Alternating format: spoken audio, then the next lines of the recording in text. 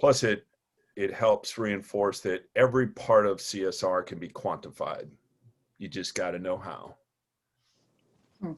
That's the old engineer in me. Yeah. I think everything can be quantified and measured. Because it is. It's all math. All math. Pretty much. It is. All right, great. Well, thank you all for joining us for the second session of Leadership Institute. I think there's a few of you on here as well who are just joining us for this session, so welcome, and we thank you for that. I know Rick has a ton of great content to get through, so I will not bore you with any sort of introductions. I'm just going to hand it over to Rick. Okay. Well, thanks, Lizzie. And so we do have some folks that weren't with us last month. Go ahead and, if you would, just introduce yourself and what you're looking to get out of this particular session. For those that I can go, Rick. Okay, sure. Thanks. Hi, my name is Holly Combs. I'm an employee of Navistar and happy to be part of this program. I've been with Navistar almost 20 years. I run all of the remanufacturing of our large engines that go into trucks that you see on the road, whether it's snowplows or school buses. So I'm really excited to be a part of this because it's a different perspective of the audience than what I'm used to. We're big into corporate objectives, and there's definitely a different set of audiences here that can help teach me a little bit about maybe the nonprofit side and even just the different community efforts. So thanks for letting me join, and I'm excited to be part of this. Cool. Who else do we have that wasn't with us last month? I can go ahead and go as well. I'm also from Navistar. Excellent. If everybody can hear me, my name is Megan Trapito. I am part of the corporate communications team at Navistar. So I have a bit of a different role than Holly. I am not an engineer. I am responsible for the reputation of the company. So sort of the eyes and ears and the storyteller for Navistar. And I'm excited to be part of this program. We weren't able to join last time. We got a bit of a late start, but I'm excited just to take some time for my own professional development. We often don't get time to do that. So a little bit of investment in myself. I'm looking forward to doing that. So appreciate you all taking the time. Awesome. Well, welcome both of you from Navistar. It's in the old iteration of the Leadership Institute, we did have quite a few Navistar employees. So it's great to see Navistar still values the program and helps make the time for you guys to participate. Appreciate it. Who else was not with us last month?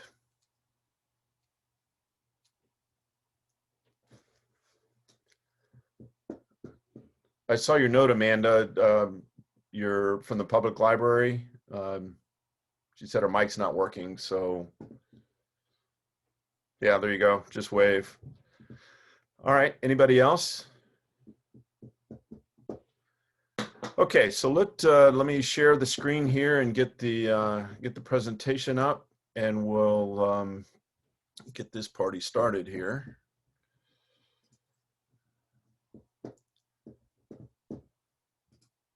Okay, can we all see the screen?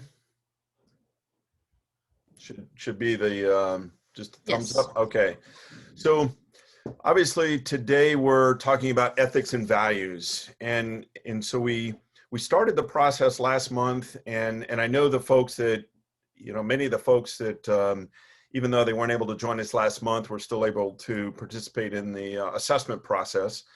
And so we touched on, one of the things we touched on last month, excuse me, was this idea of motivation, and began the journey of knowing thyself. And so today we're going to continue that journey. We'll bridge it with some additional conversation around motivation, but really the key here is around ethics and values. Who are we? What do we stand for? What is it that makes us who we are? Not necessarily what we do, but literally doing this deep dive into getting an understanding of who we are. And so, just as a refresher, obviously this is the second in amounts to 4 sessions around leading yourself. And so we began with self-awareness. We're going to explore ethics and values today, and then get into attitudes and behaviors, because this all builds on this leading towards the behaviors that we have, and we'll talk a lot more about that in March. And then I'll turn the baton over to Tish Thompson, who will then in April talk about goal planning and time management. So today, here's what we've got. We've got a little bit of a conversation around motivation. And again, just to bring forward some of the conversation we had a little bit last month, but then do a deep dive into core values. What do we mean by core values? And then get into the idea of ethics, and not ethics for the sake of ethics, but ethics in the real decision making that leaders have to make. I have a fundamental belief that we really don't know what we believe until we have to believe it. And by that, I mean, until we make decisions based on those beliefs, until we're in that position where we have to put our money where our mouth is, so to speak. And so it's great to say, yes, I'm ethical, or yes, I have ethics, which way you want to phrase it. But until you have to make a decision based on those values, based on those ethics, that's when, and we'll talk about that through the course of primarily the second hour.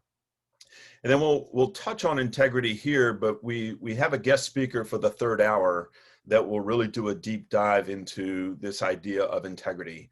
And I think you'll be pleased with the speaker, because I've heard him speak before. He's literally spoken around the world, but he lives right here in Naperville, and so really looking forward to having him come in and share his expertise around integrity. And then, of course, there will be field work as we've reinforced this idea. Anybody remember the definition of development that we proposed last week or last month? I keep saying weeks. Last month. Anybody remember that fundamental definition of development? I know that was so 30 days ago. Anybody want to hazard a guess what the key component of development is versus training?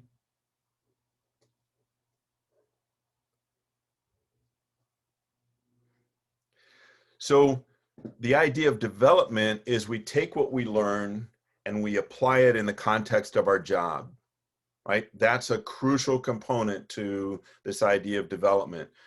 One of the reasons why those of you that took advantage of the field work from last month, we got into some insightful questions, and actually most of you, that's a term you use. Well, geez, Rick, that was an insightful question, really got me thinking. That's the idea. Throughout this entire process, today certainly, but throughout the entire process, the field work is intended to just do that, is to, how do you apply this to what you do? Because we all have a different context. So the field work is going to continue. Now, before we jump into the material, did everybody get the participant guide that I created for this particular class? Anybody not get it? I guess would be a better question. I know it was sent out yesterday or the day before. I don't recall which, but is there anybody on the call that does not have it in front of them? Speak now, or at least hold your peace for a couple of minutes here so we can get one to you. I'm printing now. I'll have it in a minute. Oh, okay. Okay, so you have it. And because what I've done is, of course, you don't have the copy of the slides, which you'll get a copy of after the presentation. But what I've done is I've created a participant guide that follows the slides very closely. But I found that, as we talked about briefly last month, this whole idea of note-taking, and the science tells us that handwritten notes still have a greater retention than keyboarded notes. And so I created the guide so that, at some point, as you follow along with the discussion, that there's opportunities to take notes the old-fashioned way. Because we want that retention, we want these ideas to really sink in so that you can apply them and build on them as we go through the Leadership Institute through the course of the year. Anybody else not have them before we proceed? Okay, excellent then. I'll assume that everybody's got and that we can proceed. So let's talk about motivation, this idea of, what motivation is. And as you remember from last month, I mentioned that, often as a leadership coach, business coach, I often hear that, Rick, my leadership, they just don't motivate me. And my response is always, well, that's not their job. Now, they do have a very important job to inspire you, to train you, to equip you, to provide you with an environment, or as I call it, provide you a game worth playing. So there is very much a lot of work that leaders do. But at the end of the day, motivation is, as you see on the slide, it's that internal force that provides, that basically determines how you choose. And I use that word specifically. It's how you choose to show up each and every single day. And so what is that motivation? And of course, the assessment provided us some insights as to which levers to pull in what motivates us. What is that based on who we are? What does motivate us? And it's all about these three moving parts. Are you motivated to move in the right direction? Maybe you've encountered employees or workers, associates, coworkers.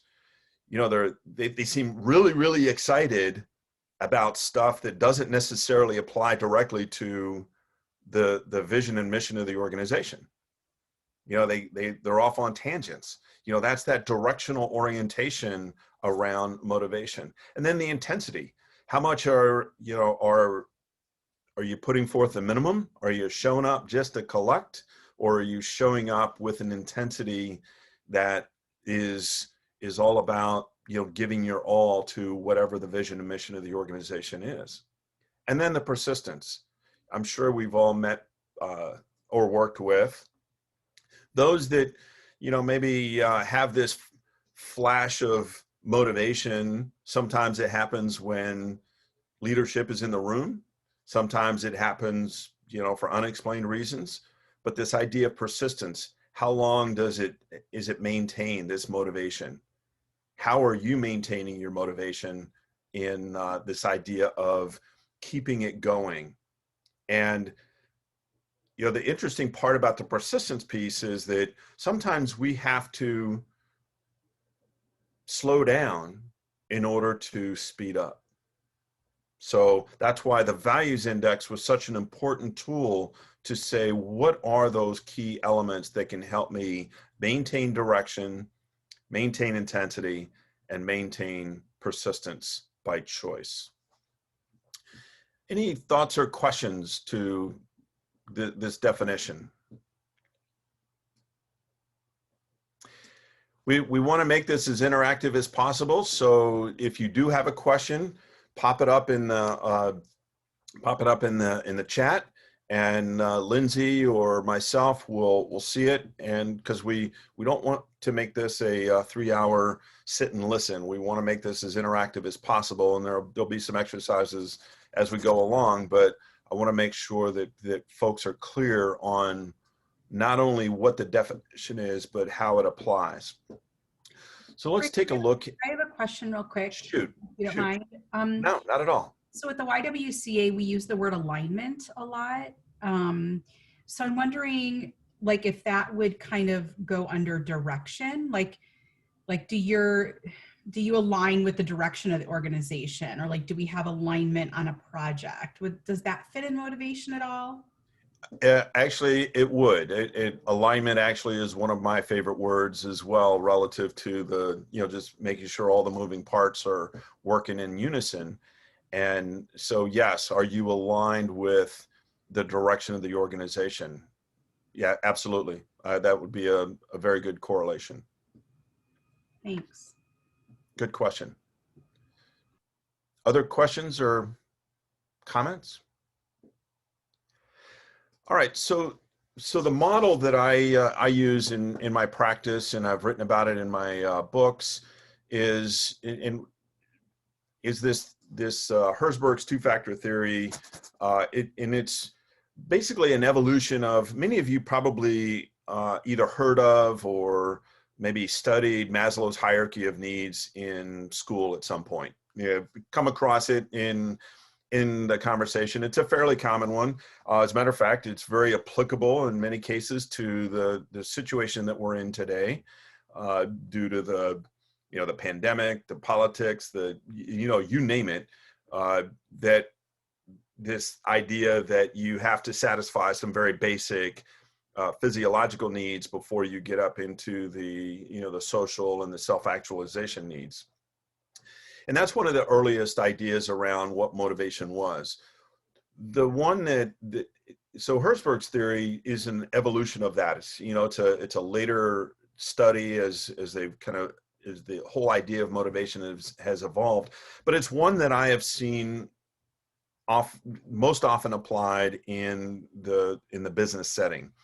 And so basically it says that leaders spend too much time trying to eliminate job dissatisfaction without providing time to enhance job satisfaction. So the theory says that there are things that we do thinking that it enhances job satisfaction, but in actuality, all it does is bring us to zero.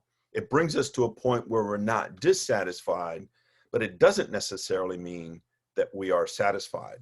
And so we have these two sets of factors, that hygiene factors and motivating factors.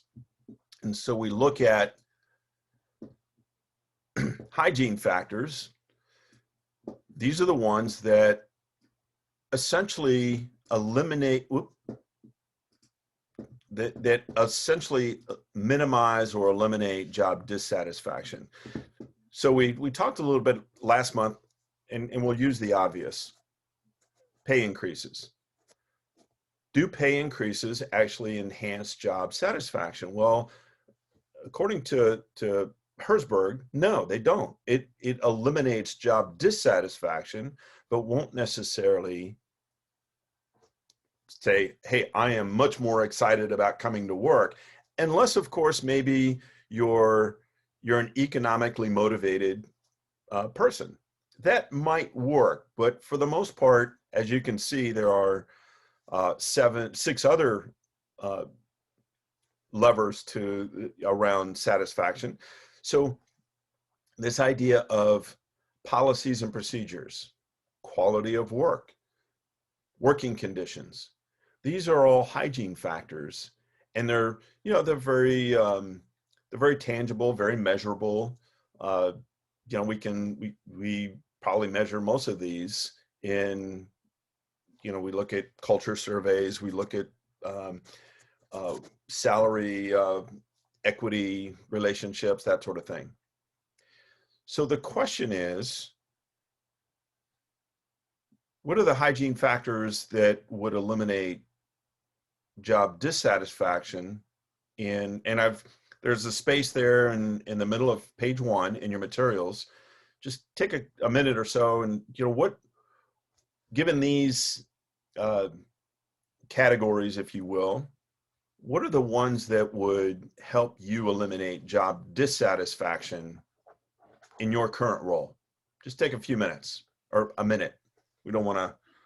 Can you elaborate on organizational policy and administration? Sure. It's the processes and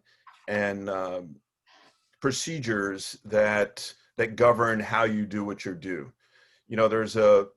We could spend we will spend a little bit of time later in the year talking about processes, but 94% of problems in organizations are process related, not people related.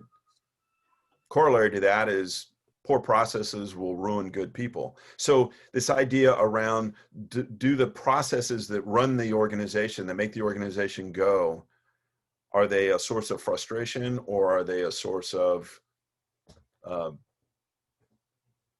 satisfaction, if you will? Does that help? Yes, thank you. Oh, you're welcome.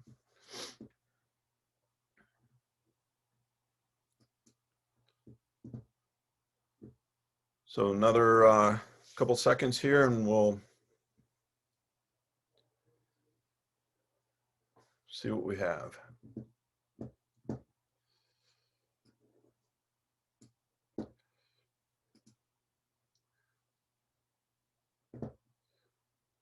Okay, so was this an easy exercise? Difficult exercise? What do you think?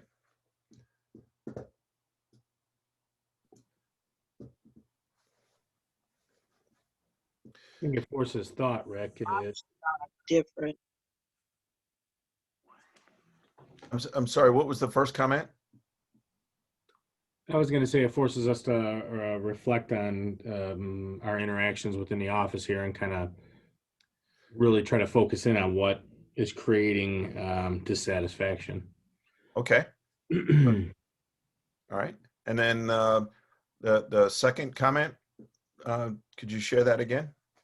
No, I was just saying, I think the options are a little bit different than what I imagine they would have been.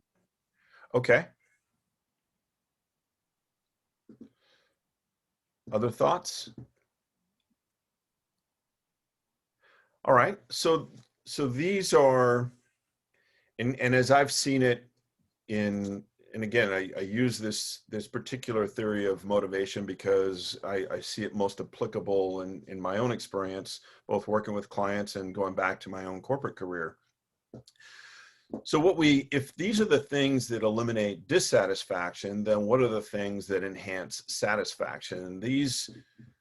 That would be this list here, or as Herzberg calls them, motivating factors. Now, these are less, these aren't necessarily as quantifiable, if you will. So you look at status and recognition, you look at the opportunity to be promoted, to advance in the organization, the challenging work. The interesting thing is that most surveys that I've read, as far as what motivates people to come to work, money has been usually no higher than 3. Usually the top 2 usually are around recognition and challenging work. Challenging not in the sense of chain gang kind of challenging, but challenging in the sense that because we work in a knowledge workforce, challenging in the sense that it stretches me, stretches the way I think, stretches my skill set, stretches my attitude towards the work. And so this idea of being able to feel like you've achieved something, that you have a sense of pride, a sense of accomplishment, those are the things that truly move job satisfaction in a positive way, north of 0, if you will. So as you think about, again, your role, what are some of the motivating factors that would help advance your satisfaction in your current role? Using these categories as a way to think through what specifically would help really motivate, create a more motivating and more satisfying work environment. Take a few minutes. Rick, can you hear me? I can. Awesome. This is Amanda. I'm from the library. Sorry, I figured out my mic situation. It was just my headphones. They weren't working right. Oh, okay. Awesome. I'm from the library. I work in the children's department. And just as people are writing, I just wanted to run this by you. Where would you fit into this list or this grouping of motivating factors? The ability to help others, the ability to watch others grow, the ability to encourage other people's development. That's where a lot of my coworkers' satisfaction comes from. So where would that be on this list, or is this just a different? No, I would suggest that that is challenging and stimulating work. Okay, but it's not stimulating. Well, I'm trying to create the stimulation for people I work with, and then I get satisfaction from seeing them develop. You know what I mean? Okay, so it's helping others Uh-huh. be the best that they can be. Yes. I would suggest that that is still challenging and stimulating work. It may not be your job description. No, it's not. Right. But it's who you are. And Gotcha. you see that as an important part of your role as a leader. Right. Potentially an informal leader or formal leader make a difference. But I would still suggest that you see that as part of what you do. Correct. And so I would put that in that same category. Okay. Thank you. You're welcome.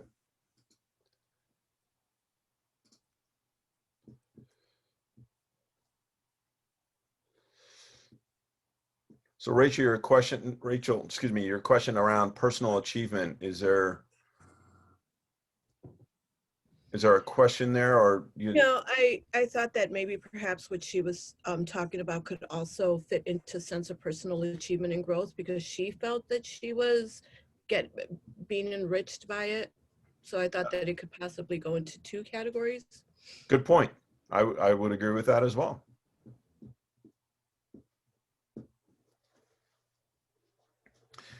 All right. So as you look at your list, how your thoughts, was this easier, harder, about the same as the previous list? How did this work for you?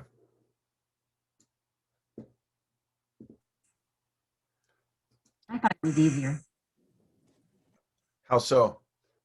A lot of times I find it hard to identify the exact reason why someone is unhappy. It's just a general pervasive feeling. What motivates people can be very specific and easy to identify for me.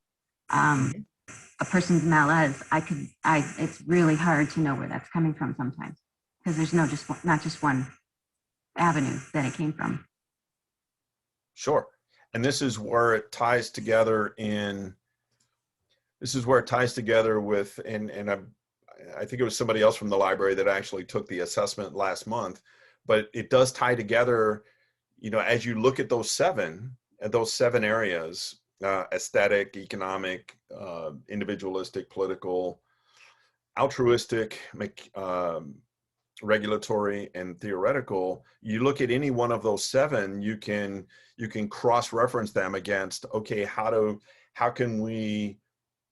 we leverage those as motivating factors? What can we do to scratch that itch that really is going to say, because of this work climate that we have, that, I can show up every day and I have that fire in the belly to do what I want to do because I'm rewarded, because it feels good, because I can see tangible evidence of having an impact on those around me.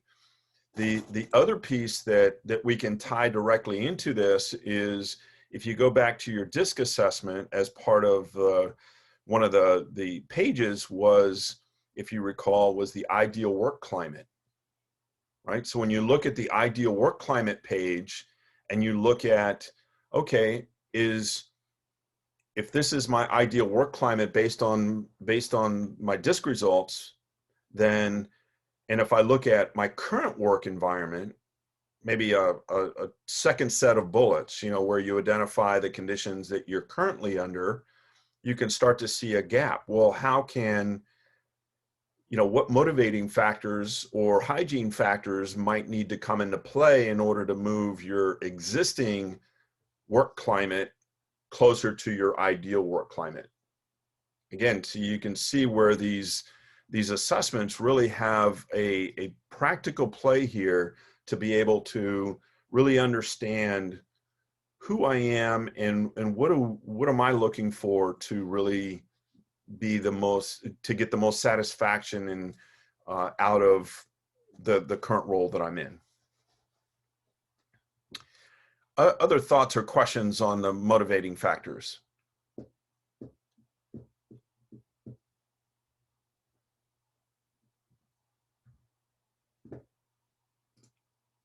Any additional thoughts or questions?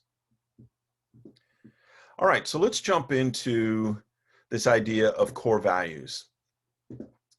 This idea that, values, we talk about values quite a bit, it's the kind of the core of who we are. And so we get into this idea of what are our core values? What is it that makes us who we are? And so by definition, core values, and now we're on page 2 of the guide, the participant guide, broad preferences concerning appropriate courses of actions or outcomes. So we look at what are some of the keywords in this definition? What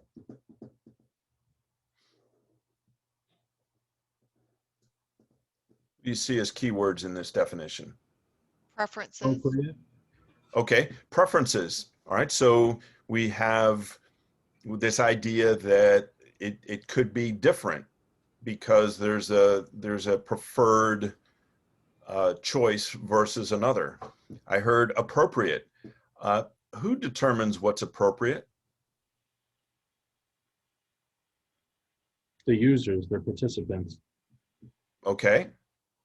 Typically, it's what's appropriate to you, right? But it's appropriate for you based on what? Your I would ethics think and based on values. your values, yeah. Okay, well, but we're talking about values. This is the definition of values. So yeah, your values are going to be a manifestation of what you think is, what your preferences that you think are appropriate. But thoughts on where that comes from? Maybe like our ethics or morals. Okay. Your needs. Okay. The idea is that it basically, it comes from your influences as you grew up. One of the phrases I use in my practice quite often is we're all products of our past. Can't avoid it. Good, bad, or indifferent. We're all products of our past. And so our parents, teachers, coaches, whomever we were tied into, all form this core set of values. Our sense of what we think is right or wrong, or what ought to be right and what ought to be wrong. And so this idea, John Bloomberg is a friend who has talked a lot about values, and he says having core values will cost you, not having them will destroy you. What does he mean by this? The old adage of like, if you don't listen to yourself, you'll listen to anybody. Like you'll just go with the wind and you'll never amount to much if you can't dig your heels in and stand for something. Sure. If you don't stand for something, you don't stand for anything. Correct. Yep. Okay. Good point. And how will that cost you, do you think? You'll be disconnected from the satisfaction and your impact, right? You'll be disconnected from the work you're doing and who you are. So you'll just either coast, or you'll have like mildly ineffective in your job, or you'll just have a life that isn't as satisfactory as it could be. Okay. Awesome. I almost see it like almost the opposite. Like having values are going to cost you because you have to be like, you could coast if you didn't care about your values, right? But if you have values, that's going to cost you courage and standing up for what you believe in and being intentional, right? So I almost see like, I get like, if you don't have them, what do you stand for? But then I think the cost is you have to live up to them. And that can be hard. It's easier to check out and be like, go with the flow, whatever. But I have to stand up for my values can be more challenging, especially kind of connected to what it means to be a leader. Exactly right. And it, as I said earlier, you know, you really don't know what you believe until you have to believe it. I think that's, Cheryl, it sounds like that's the point that you're making is, you know, once you have to stand on that value, then, you know, experience tells us that not everybody's going to agree with that. It is going to, it may create separation or division based on those core values. All right, who else? I was also just thinking back to like the whole alignment thing. I feel like if you have strong core values and you know your ethics and values, it almost makes the decision-making process easier as a leader, because you can like line it up. You know, you have your ethics and values, there's this, you know, offer or decision you have to make, and it's easy to say like, does it align with my values or not? And then you're able to kind of have a foundation to base your decisions off of too. You know, you raise an interesting point, Margaret, as far as the decision with a strong set of core values, the decision is easy, but living with the consequences of that decision may be the hard part. And for sure. And I think people's reactions to it, or not being able to please everybody or whatever it may be, the kind of aftermath of that. Because intellectually, we know we can't please everybody.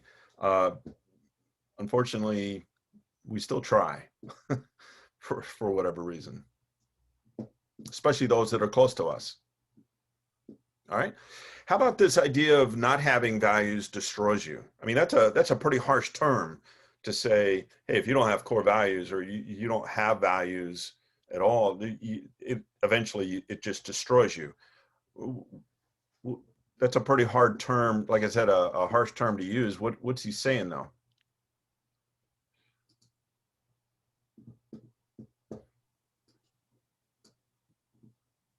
I look at it in terms of maybe achievement. Maybe if you give up so much of yourself and your values to achieve something, maybe it's not worth it. Maybe it doesn't mean much once you get there. Okay. So this idea that there's meaning, but what does it really mean if there's no values attached to it? Am I characterizing that? Yeah, that's kind of what I was thinking initially. Okay. Yeah. All right. What else? I think if you never make a stand, then sooner or later people will start disrespecting you and for not having a backbone and not standing up for what you believe in, whether they agree with it or not. Okay. And just to put or tie Abby's and Reba's comments, probably the biggest struggle to do this, to take that stand, are going to be the high S's on the disc, because by nature they want everybody to be okay.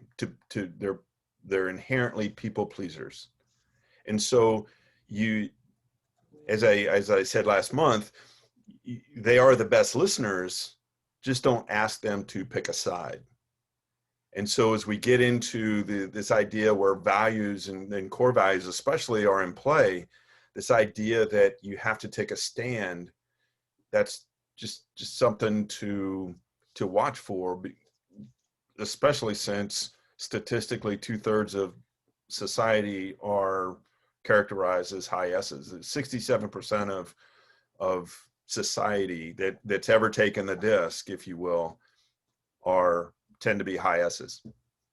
All right, one more thought before we move on to the next slide. One more thought around this quote from John.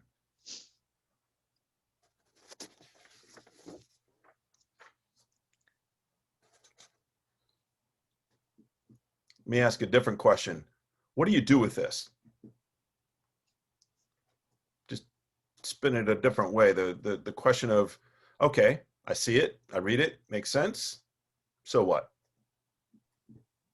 You have to start defining what your core values are and what's going to drive you and drive your decisions, I think. Okay. Yes, right. So essentially your point, Tim, is, okay, how I have to know what those are. Right. In order for that to come to pass, for this to mean anything. Okay. Excellent. So let's talk about that. Let's talk about, how do we know what they are? Well, Dr. Massey posited that essentially we have three distinct phases of value creation, because we're not born with values. We show up on our that first day of life, we don't have values. We're a blank slate. But he suggests that there's three phases that we go through where values are created as we navigate through them. The three that you see there: the imprint, 0 to 7, obviously a very important period of development. And of course, I suspect that there's a few folks from the YWCA on the call today that are tied one way or another to early childhood development that would agree. Any of you want to add some flavor to this initial period of development?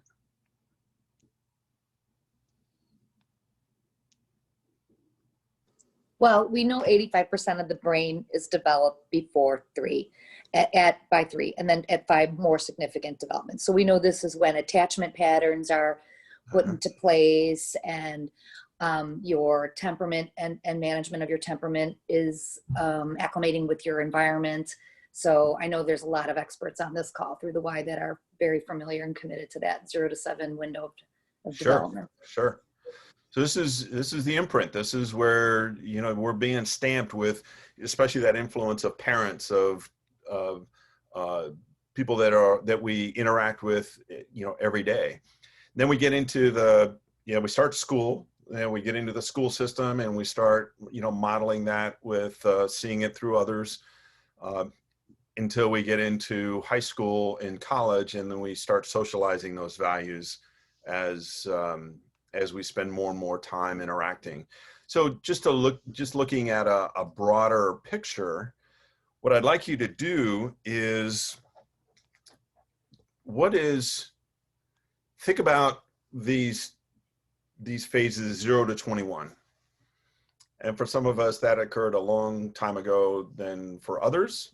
But see if you can go back in time and find an event that had an influence on your values. It doesn't have to be core values, but your values. I'm not going to ask you to share what that is, but I'm curious as to what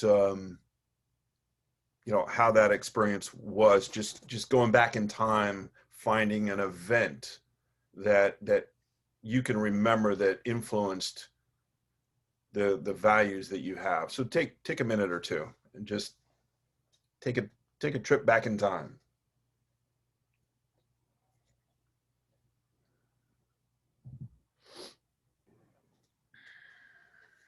So I'm just having a thought, and how this kind of reminds me of Erickson's stages of development too, and just thinking about establishing trust and autonomy. And I guess to your specific question of this age group, it's some of that intimacy. So maybe milestones is like getting married or having a children in this part of your life. And again, maybe relating it to some of Erickson's stages when I think about how we kind of interact with ourselves and the world. Mm-hmm. Well, and of course, as you get into some of the events that you're talking about, marriage and children, that's really where you see that continuous cycle of interaction, and that's where by then your values pretty much are what they are, right? So, like them or leave them, or that's kind of who you are.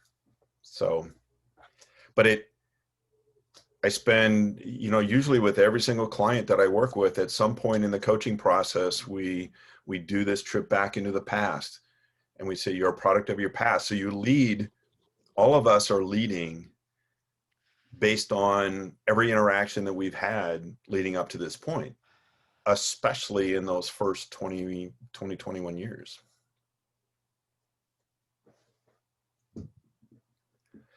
All right. So once again, was this an easy exercise, or was this tough to time travel? What do you think?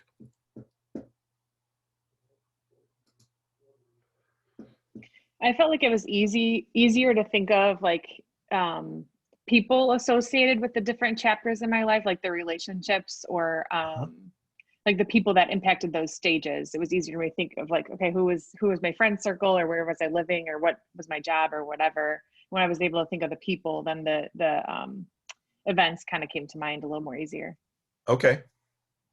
And people are certainly a very important part of that. You know, the relationships that you have absolutely are very important in that process. Who else?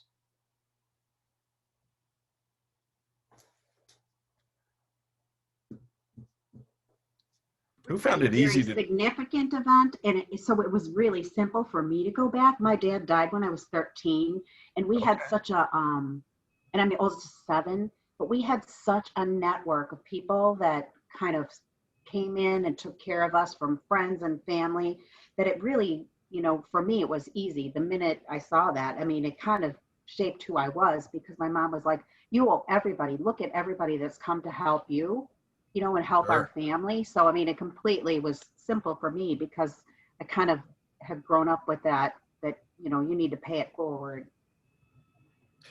Yeah, that's, wow. It actually, your example hit pretty close to home. I'm the oldest of 7 as well. And my dad went to Vietnam when I was 10. I had 5 younger brothers and a pregnant mother for a year. So that would have been one of my events as well. So, wow, that is pretty significant. I can see where that would be obviously very significant, relating as somebody who's also the oldest of 7. Cool. Cheryl? Wow. First of all, the oldest of 7. I was just kind of like marveling in your big families. It's funny. This has been more in my awarenesses of recently, but like, you know, my father's also deceased, but when he was always a very driven, professional, hardworking person. And he always had this boundary, like when he came home, he never talked about work. And so we would, you know, we'd stand at the dinner table, traditional, like, how was your day? And he's like, I'm home now. I don't really want to talk about work. And I've kind of carried that value with me. Like, I've noticed that I don't like talking about work when I'm home.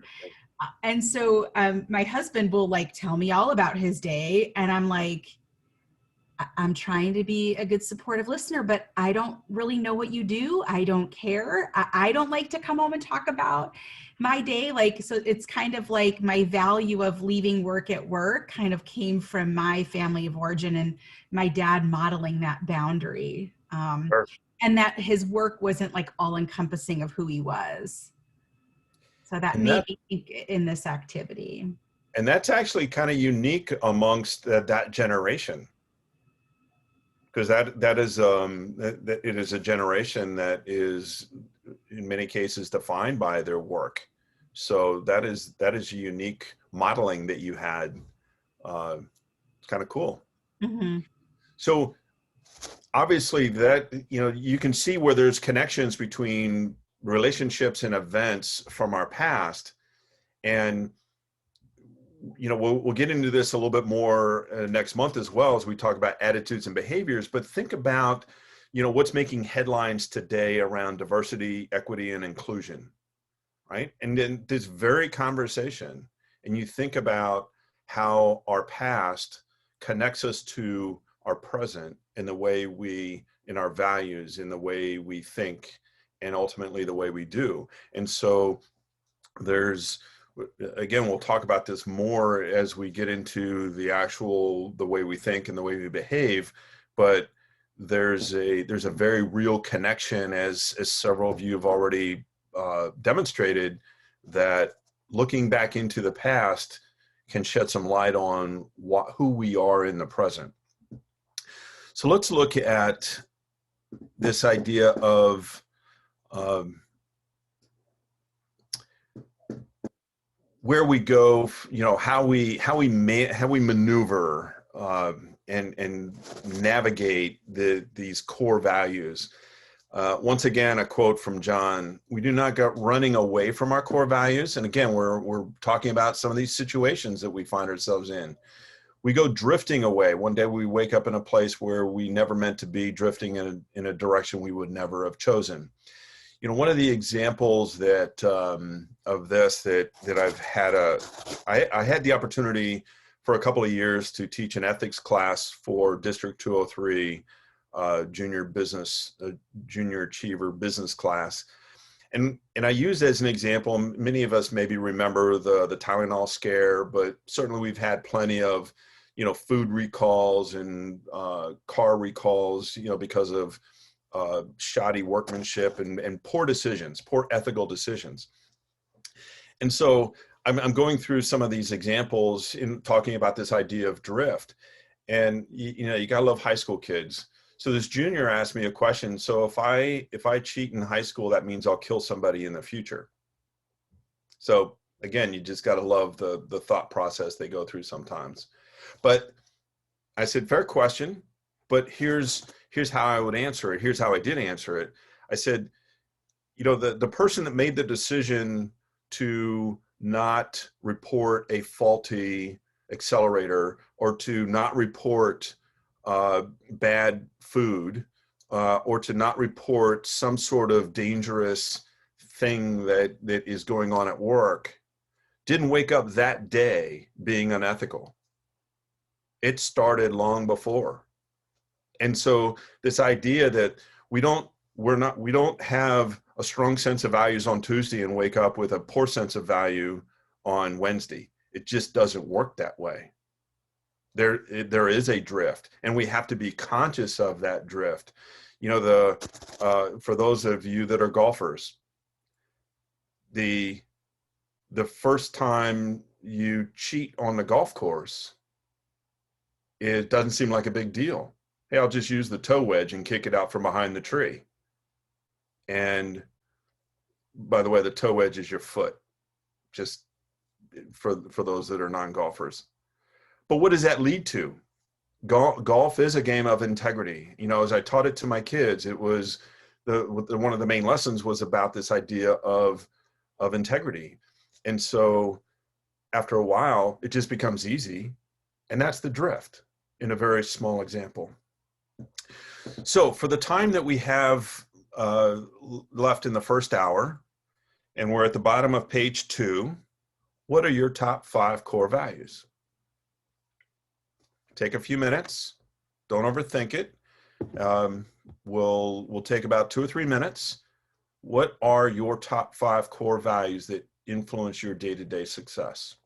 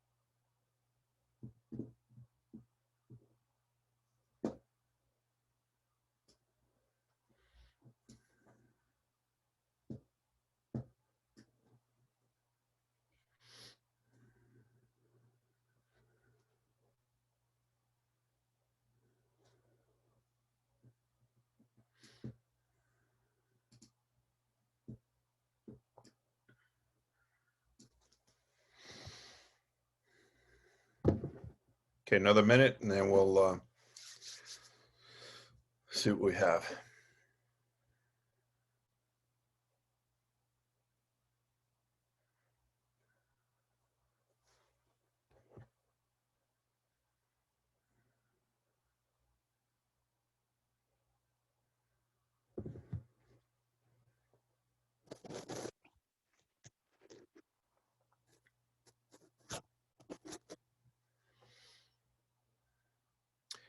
Okay, so once again, was this an easy exercise?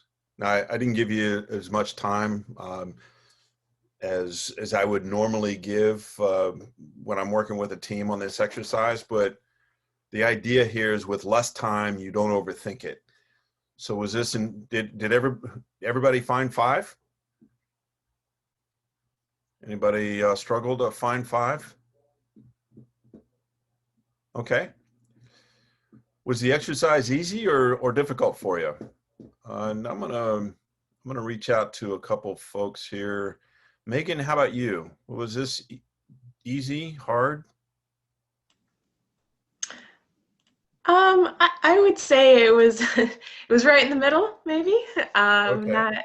Not necessarily easy per se, because you want to find the right things to say. You know, you don't want to just say this is my value because it's so important, and come up with it so quickly. But some things that came to my mind at first were really focused on people, and trusting, trusting Okay. others, and helping others. I wrote down spreading joy was one thing that I put down that is Okay. important. So those are just some of the first words that popped into my head that I wrote. Okay. Okay. Holly, how about you?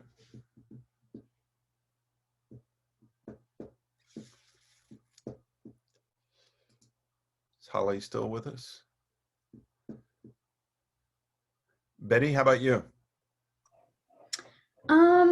I don't think it was difficult, just because whenever I think of my values, I always relate it back to like what my parents have taught me, like growing up, and Sure. culturally what I've been taught. So surprisingly, it does mimic a lot of, I guess what has been taught to me, and also like what I've grown to learn about myself as well. Okay. Excellent. One more. David, how about you? I was just gonna comment that the first couple came to me pretty quickly. Okay. Actually, still don't have 5, but there was a couple ones that came immediately. Being honest, honesty, and hardworking, things like that. Okay. But it does give you, a reason to think back and really develop those. I think that's something I'll return and visit later today.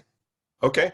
Well, it's to your point, it's something you'll for those that don't yet have 5. Of course, part of the field work is going to be to not only identify your top 5, but then do some deeper reflection on how those 5 help define who you are. So, good. Final thoughts or questions before we jump into a 10-minute break here? Well, this is Damaris. I think I agree with David. The first 2 or 3 came really, really easy. And then as I started to think about the other ones, I want to put down everything. I want to put down every great thing. And Sure. then I'm like, okay, I got to choose 5. So I was the last 2 was really hard for me to select. I don't know why. I'm like, I think I'm this. But Mm-hmm. then, if I have to pick the top 5, it gets a little difficult to select. Sure. Because then you have to really think about what really, really defines me Mm-hmm. versus just all the things that I value, Mm-hmm. which is very different. Okay, good point. Thanks. Rick, I felt very fortunate when I started writing them down, and I have more than 5, but I feel like I'm in the right place working at the Y, because they very much aligned with our mission statement around equity and justice and things that I value. Sure. And isn't that really the reason why we go through this process of really identifying and naming who we are, defined by our core values? Because it's not having a set of core values for the sake of, it's having them so that they show up just by definition in how we show up every day, and to have the I call it an honor, if you will, of working in an environment where those values just naturally play out day in and day out. I mean, what's not Agreed. to like about that? Mhm. Good point. Thanks. Okay, so let's, I'm showing 10:02 is 8 minutes enough for everybody? All right, we'll come back at 10 after the hour and we'll jump into a conversation around ethics.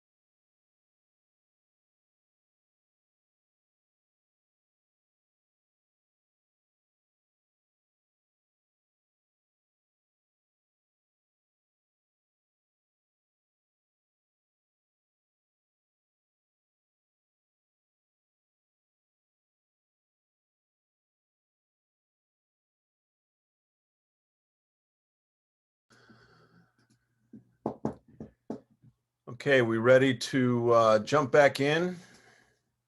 Let's get everybody back on screen. There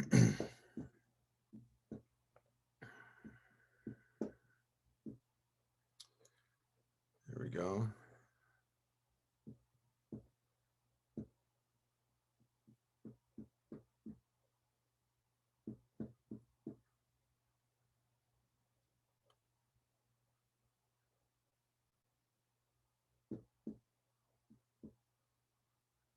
Okay, let's get everybody back on screen as quickly as we can, and then we'll jump into our next topic.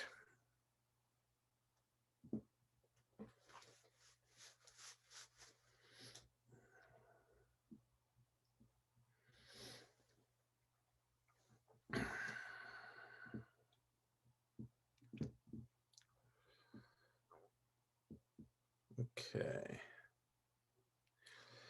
All right, so any questions that came up during the break that I can answer or clarify as we navigated our way through our discussion of core values?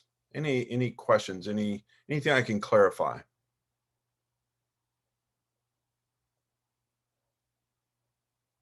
Okay.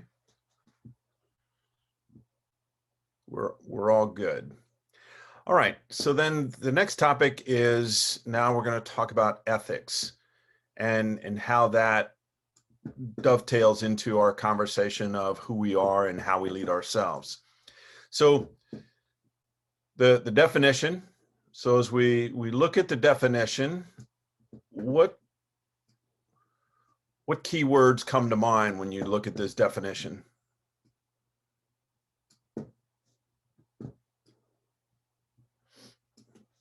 Standards of behavior that tell us how human beings in a society ought to act in the many situations they find themselves. What are some of the key words you see in this definition? Yes, Amanda. Standards of behavior and the word ought. Okay, so there's standards of behavior, and so if we just start there, how they ought to act, and of course, we in the last 12 months we've seen varying degrees of standards of behavior, and we've seen varying degrees of how people ought to act, and so clearly with some of the stuff that we've seen over the last 12 months, the ethical conversation has to come into play. Okay. What else? What other key words do we see here?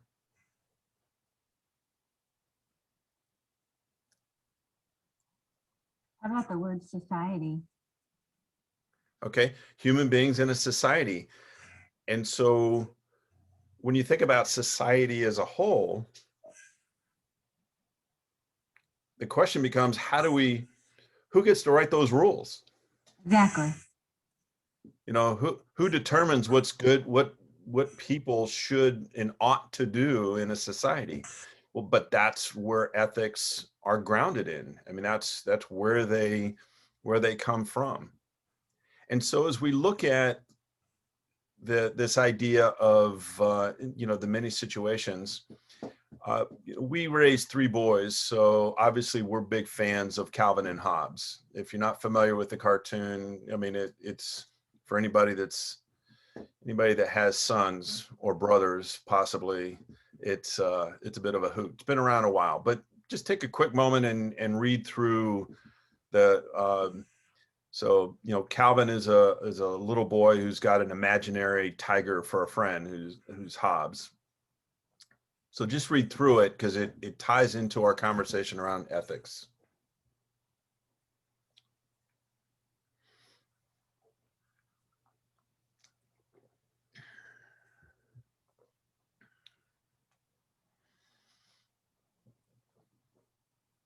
Oops, dang it. My apologies.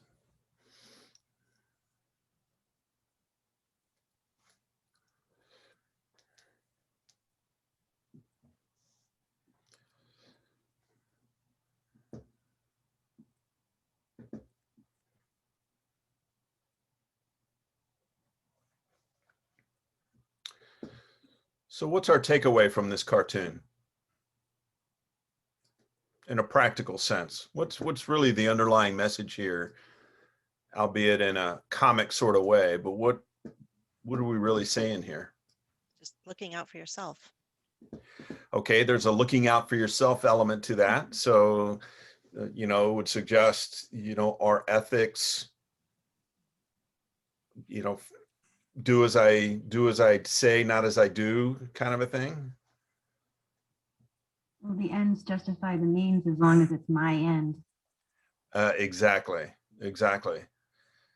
So it almost leads us down the path of, our ethics situational? Yes. Does it depend on the situation as to what ethics really mean, or as how do ethics look in practical application? Are they situational? Well, we're human. We make them situational. We can't help it. We're not. Should they be, though? I mean, if we're talking about human beings in a society, I mean, that's a pretty large population for everybody in that society to make up their own mind what ethics should and should not be. And therein lies the problem. That's what we're seeing right now. Okay. So how do we reconcile? I mean, I guess that's the question. Yeah, we're seeing it, but what do we do with that as leaders? Tim, you had a thought or a comment? Yeah, I was just going to say ethics shouldn't be situational. They should be kind of the overall guiding factor that controls our decision making, and they should be applied to every situation that you're in. I mean, that they should govern you in some sense. Okay. And well, they do, depending on how you define them, right? And so we look at this idea of how do we define them, and therein lies part of the challenge that I think, Amanda, you were referring to earlier, in the sense that there used to be an expression, if it feels good, do it. And I hear that a lot in my practice, especially more in those in the under 40 crowd, is they use the word feel a lot more than those in the over 40 crowd, just because we've seen this evolution of emotional intelligence and really understanding what that is. But anyway, it's so ethics are not the same as feelings. If it feels right, then do it. Well, that's how often are we letting emotions drive our decisions? And situationally, that could be a good thing, but could also not be a good thing. Something that I see in my role that I think is complicates this is very often, the what society says. Sometimes it's a perception of what society will perceive your behaviors. For example, I see this so much with elected officials and in complicated policies. Sometimes the policy or the bill as written or is not good policy, but if an elected official votes a certain way then it will be perceived by society as being opposed to something greater. So that's something that I think complicates in my role very often, is the perception of it, not the reality of it. Does that make sense? No, it does make sense. Kind of leads us into this third one. It's not just what the law says. You kind of alluded to it being, based on what the government says, but you're right. There are perceptions of what it should be, and of course, a couple things come to mind. One is the fact that the laws are based on what the courts decide in any given situation, right? You know, just because it's legal doesn't always mean it's ethical. Giving a quick example of the legal aspect of it is when I was at Sprint, at one point, the CEO and the COO collectively had a $150 million windfall, and they paid no taxes on it. And their argument was, well, Ernst & Young, who was our auditors at the time, said it was not illegal to maneuver the money the way they did, so they didn't have to pay any taxes on it. And the board disagreed. The board said it's unethical in what you did. Not illegal, but still unethical, and both of them were fired. Now, they were fired with $150 million in their pocket, but nonetheless, but they were let go because of the board seeing it as unethical, especially at a time when the telecom industry was struggling. And so it's not just about the law. The other thing about following the law, politicians are great at creating unintended consequences. You know, you can create a law to fix a problem, but there always seems to be an unintended consequence. Or as I wrote a couple of years ago, when they invented the ship, they also invented the shipwreck. And so there's this other side to just following the law, because there's always going to be a situation that's going to run counter to that. So if you're not grounded ethically in a value set, then it can be troubling. How about this idea of religion? You know, your ethics can't just be what you follow religiously. Where do we see that might be a challenge?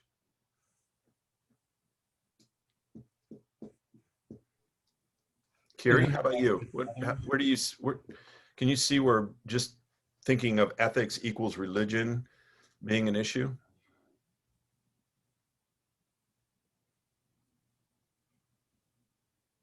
Sure.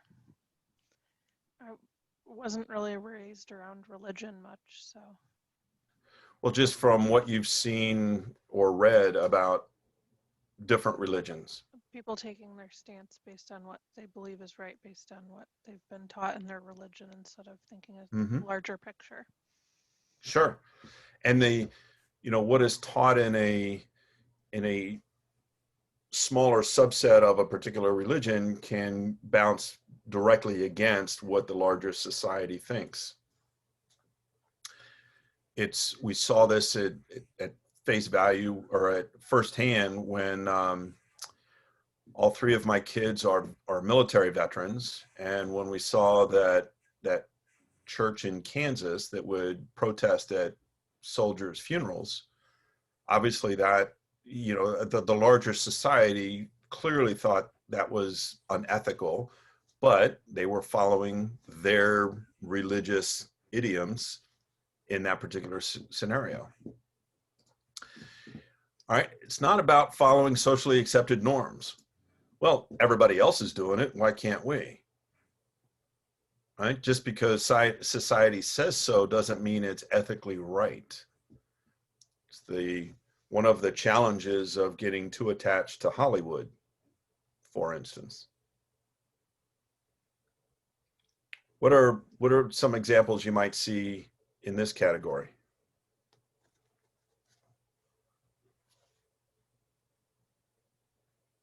Because here's where you're going to get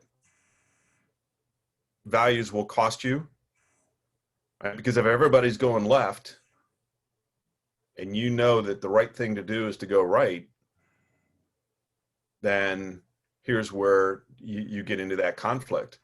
A lie told 1,000 times is still a lie. So any thoughts on where this plays out in your experience?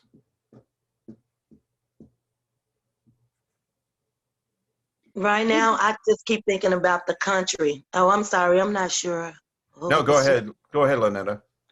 I just keep thinking about just the state of this country and where we are things that are accepted socially, but it's not right. It definitely is a huge issue, I would say. Sure. It's a lot of people is going with what socially seems good or popular, but Mm-hmm. it's downright wrong, and something should Sure. be done. Okay. Abby, you had a thought as well? I was thinking of it even in a smaller scale, looking at a business and how maybe certain things can become normalized that aren't necessarily right, and that can make for a difficult work environment. Sure. Well, you can see how the culture of an organization can take on this norm, if you will. It's everybody does it. So we just don't speak of it, but everybody does it. It's kind of, there's unwritten rules, if you will, or unwritten laws of a business. And so the culture, the very culture of an organization can end up being unethical. I mean, you look at Enron, right? Enron, by the way, had a list of core values that, could be the envy of any organization. And yet they went from being a Fortune 5 company to non-existent in the span of a year. And it's not just that the decisions were made at the top that created the implosion, but it's that everybody followed it. And that's where, following just what everybody else does, not cool. Ethics are not the same as science. Much has been written about artificial intelligence, face recognition. Another example from a couple of years back, cloning, right? Just because science says you can do it, does that necessarily make it ethical? Is cloning ethical? Is, AI has an ethical component to it. We've already proven that there's algorithms that favor certain cultures, that are biased against certain cultures, certain situations. So, the code was written by humans, and so it's prone to those errors. But facial recognition specifically has made headlines. Is it ethical to convict or arrest solely based on facial recognition? Maybe much like the movie, the Tom Cruise movie, The Minority Report, if you remember that far back, using science to essentially predict a crime before it even occurs. So this idea that ethics, there is no one set of rules for ethics. There has to be there has to be this generally accepted behavior or way of being that society embraces. So the challenge becomes, because it's not clear cut, we have these issues where we have ethical problems and ethical dilemmas. So by definition, a problem is one that has a major ethical consequence, and but usually has a clear-cut answer. It has we recognize it's an ethical problem, but we recognize that most of society would agree that this is the answer that we should have. Whereas a dilemma is a situation where also has moral consequences, but really there is no good right answer. In other words, no clear good right answer. And one of the examples, and I do this with my graduate students, and if we had a little bit more time, we would participate in it. It's called the trolley example. And there's two scenarios. Out of control trolley, barreling down the tracks. You happen to be at the switch. Do you switch it so it only kills 1 or kills 5? Right? It's a dilemma. And you here at the switch has that choice to make. Now, it's a bit of an extreme example, but this example is also used with medical students. You know, when you're triaging, how do you decide which one gets to the ER first? How do you decide which one gets care first? Because that's a dilemma, especially with critical. The second scenario is same trolley, same 1 versus 5. Now you've got somebody, you're standing up there with somebody else, and if you throw them off the catwalk, it'll stop the trolley. So you, once again, kill 1 versus 5. So we're not going to go through the exercise, but it's that kind of exercise that gets people thinking. And when I've done this exercise, one of the qualifications that I give the teams as they think through this is that the decision has to be unanimous. And that's where you get into, okay, what are my core values? What do I really think is right? Now, I hope none of you on this call ever have to be in a situation where you have to do that. But I can assure you that I've talked to enough military veterans, police veterans.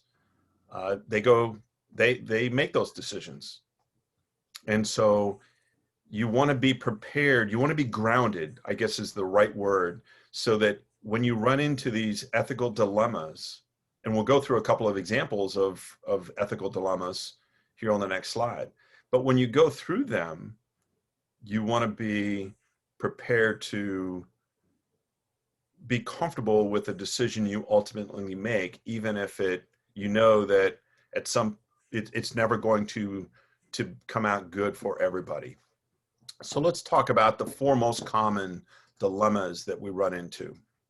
And we're now on page 4 of your participant guide, so you can follow along. And what I'd like you to do is, as we go through this, is look at examples. So truth versus loyalty. When honestly answering a question may compromise confidentiality. So in my previous life, I have been an officer of the company. I was an officer at Sprint. I was an officer at the company I worked with after I left Sprint. And what that means is that I'm sworn to a higher level of confidentiality and governance, that if I break that trust, I could legally be prosecuted and sent to jail. So naturally, you run into those situations where, let's say we're going through a reorganization and somebody asks me, are there going to be any layoffs? And I know truthfully that there will be layoffs, but I cannot share that at that particular point in time. And so it creates a dilemma. Do I lie or do I tell the truth? Individual versus community. Compromising the rights of the individual for the good of the community. Sex offenders. Living in neighborhoods. The individual, the rights of the individual, or the rights of the community. And these are dilemmas. What would be, in your experience, what might be an example of either one of these?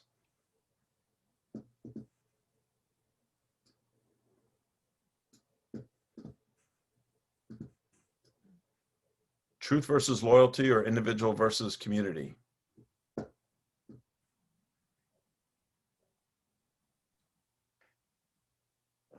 Yes, Amanda. What about doing the employee review? And it's a difficult review. And are you truthful about the bad review, or are you loyal to your employee because you want them to stay and you don't want them to feel bad? Could that be one? It could be. The dilemma being the truth versus wanting to keep an employee. So along those lines, when I was at Sprint, one of my directors was actually my best friend. They attended all of our kids' weddings. We attended all their kids' weddings, you know, that sort of thing. There, of the 5 years that he worked for me as a director, one particular year, not a good year for him. And he was having a hard time making tough decisions, and I called him on it. Now, he's my best friend, still to this day, my best friend here in Chicago. And yet, I gave him a bad annual review. I told him the truth. And I wrestled with it because of the relationship. But at the end of the day, my obligation was to tell the truth. Okay, so that's just decision making. That's not a dilemma. Okay. Yeah. Gotcha. When I think of like truth versus loyalty, I think of like HIPAA guidelines, more medical and professional. So Sure. maybe like, you know, someone's diagnosed with something because you work at the hospital or something, but then you know that they're maybe having a relationship with someone else that could possibly like infect them with like an STD or something like that. But due to your guidelines, you can't disclose that because of the confidentiality, right? That's a that is a true dilemma, is it not? Yeah, yeah. You know, you especially as a healthcare provider, you want to be able, you want to the safety of the community, but the confidentiality prohibits you. Well, I guess I would fall into both then, because it's the individual versus community, but also. Yeah, exactly. Okay. Okay. So short-term versus long-term. An example of this is people that make career choice over family. You know, devote one time to one's career versus time with family, as you can see. So what would be another example of that, do you think? Short-term versus long-term.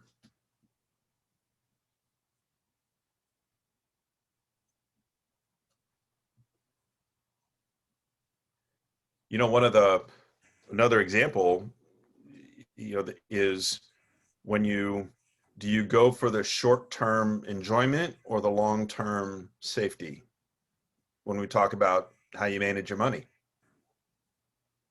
You go for what feels good today and then just hope it doesn't catch up to you on the back end, you know, those types of things. Then the last one, justice versus mercy, excusing behavior due to extenuating circumstances. An example of this is might be assisted suicide, for instance. You know, do you justify the decision to based on the extenuating circumstances of lifestyle and you know, eliminating the pain, that sort of thing.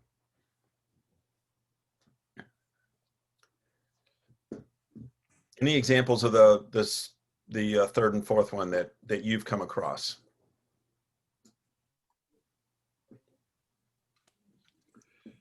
Rick, I have an example of short-term versus long-term. Is something I struggle with every day, just in work itself and procrastinating. I mean, there's things that I know in the short term I don't want to do, or it's unpleasant, or I want to do something else.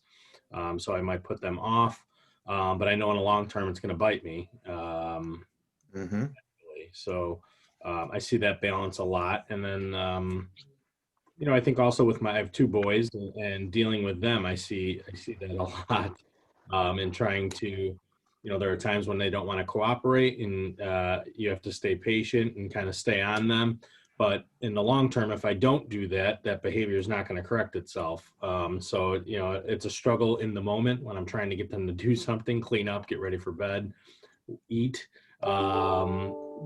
You know, but you got to stay on them, stay consistent. And I think I battle with that every day. Sure. Yeah, it's I can certainly empathize with the latter example. You know, you especially as they navigate the teen years, you're never sure, you know, how that's all going to turn out. But now that our kids are all in their 30s, we can look back and say, you know, we we gave up some short term, but now we're looking at, you know, a long term that is much greater than what we gave up then. Sure. Great example. One more before we move on. To get that long-term payoff. Well, exactly. You just got to, you know, it's, you know, we use an expression often, you know, keep your eye on the prize. You know, it's not and it really just is a function of, you know, it's not to say that the short term is bad. It just means that your choice, you know, there's a give and a take. You know, if you go the short term, you give up the long term. If you go the long term, you give up the short term. That's therein lies the dilemma in and by itself. Yeah, I see it a lot as not making the easy decision all the time. A lot of times what you should do and is the right decision is not necessarily the easy route. Exactly. Good point. All right, so let's move on to you know, looking at some of the guiding principles so how do we resolve? And there's three that I've listed here that get into the different ways of looking at the dilemmas themselves and how to resolve. And the first one, you know, what's the right answer that helps the greatest number of people? And you know, it's the needs, you know, as my any of you that watched the old Star Trek movies, I think it was Star Trek II when Spock said the needs of the many outweigh the needs of the few. And while that's a Hollywood line, of course, but it does suggest this idea of utilitarianism is that when you know that there's going to be a challenge either which way, you go with what decision serves the greatest number of people in the most positive way. And literally knowing and accepting the consequence that there's a minority that will not agree or not benefit, whatever, from that decision. Anybody have an example of this, either in their own work or just in what we've seen over the last 12 months? I'm not sure if, I mean, at the moment, if I have an example, but I will say that throughout this conversation on ethical decision making, I have been thinking about the golden rule: do what you want others to do to you. Mm-hmm. And I feel like ethics has to do with equality for human beings, equity, and respect of their right to freedom of choice, individuality. And so making decisions, you think about that, you know, sure, before you impose something on someone else. And of course, the golden rule, as you see in the third bullet, you know, it's obviously a very good rule of thumb, if you will. What do you see the challenge to this, though? What do you see as the challenge to playing by the golden rule or using the golden rule as a care-based decision-making process? Well, just what you said, you know, not everybody is going to be happy with the decision that you make, but at the end of the day, if it's respecting someone's human rights, you know, mm-hmm. Ultimately, I would be comfortable with it because it's the right thing to do. Sure. You know, it might not be popular for everybody.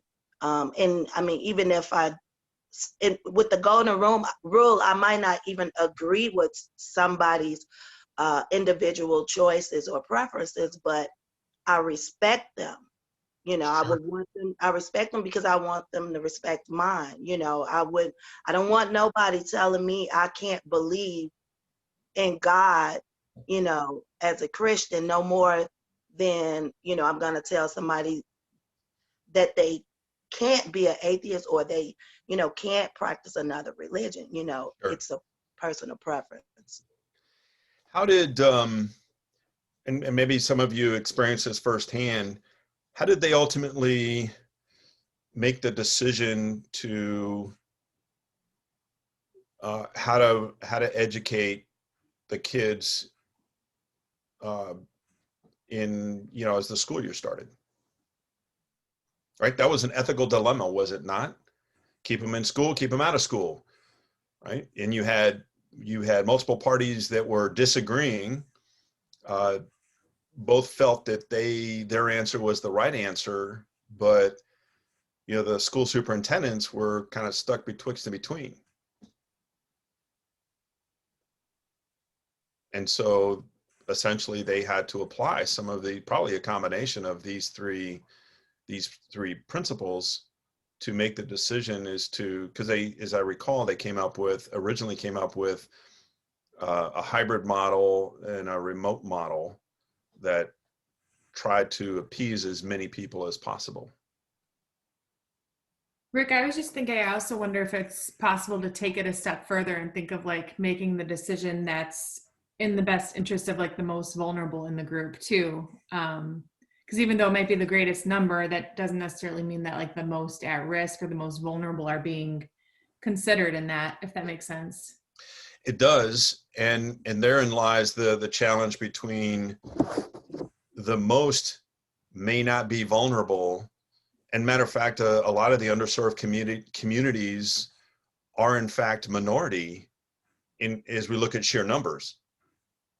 So yes, you do get this push and pull of, if you go strictly utilitarianism, then you may, by virtue of the small population of underserved communities, leave them by the wayside or leave them out of the decision.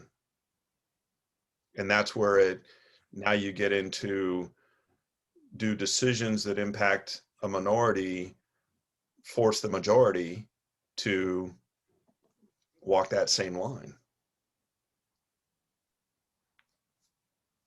I mean, I'm agreeing with your example. I think it's a great example, you know, and further highlights the dilemma component to these types of decisions. Absolutely.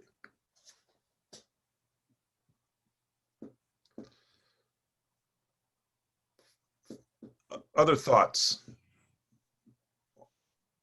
I watched a lot of the businesses I work with see this utilitarianism when they had to decide if they wanted to lay off a few people to keep the business afloat when COVID was really heavy. Some of the places that got hit really hard. So it's interesting to see them go through that. Okay, if we lay off 2 people, we can keep the rest of the company afloat. So it was interesting and something that just stemmed in the past year from the world we're living in. Sure. Yeah, the pandemic has certainly highlighted, created a good number of dilemmas in this case. And how do you decide which two? I had a similar case when I was at Sprint. If you recall, the internet bubble burst in 2001, and the entire telecom industry, you know, went crazy. And so and at the same time, WorldCom we didn't catch it right away, but WorldCom was eventually caught cooking the books. And so because Sprint and AT&T were compared to WorldCom, as their stock continued to rise, albeit falsely, the other two companies couldn't keep up, and we ended up laying off a lot of people, what I would consider unnecessarily. The point being is, as I was asked to identify those that we would lay off, I went into the long term versus the short term, because the easy solution is to just pick the people that have the highest salaries to reduce the expense line as quickly as possible. But some of those folks were engineers that would contribute the most to extending the long term or creating the long term benefit. And so, you know, we get this push and this pull in that particular situation. So it was really difficult, not only just having to identify people to lay off, but thinking about not just the folks who make the most, but the folks that may have the best long-term impact. Great point, great example. All right, so to set the stage now for our guest speaker, as we get ready to lead into another break, let's talk about integrity, or just this idea of integrity. And so integrity is when your beliefs, words, and actions all tell the same story. Fundamentally, that's a very basic definition. And so, it's basically, integrity is not a value, but integrity is how we emulate and act on those values. It's the alignment. Somebody mentioned alignment earlier in the conversation. It's that alignment between all those moving parts.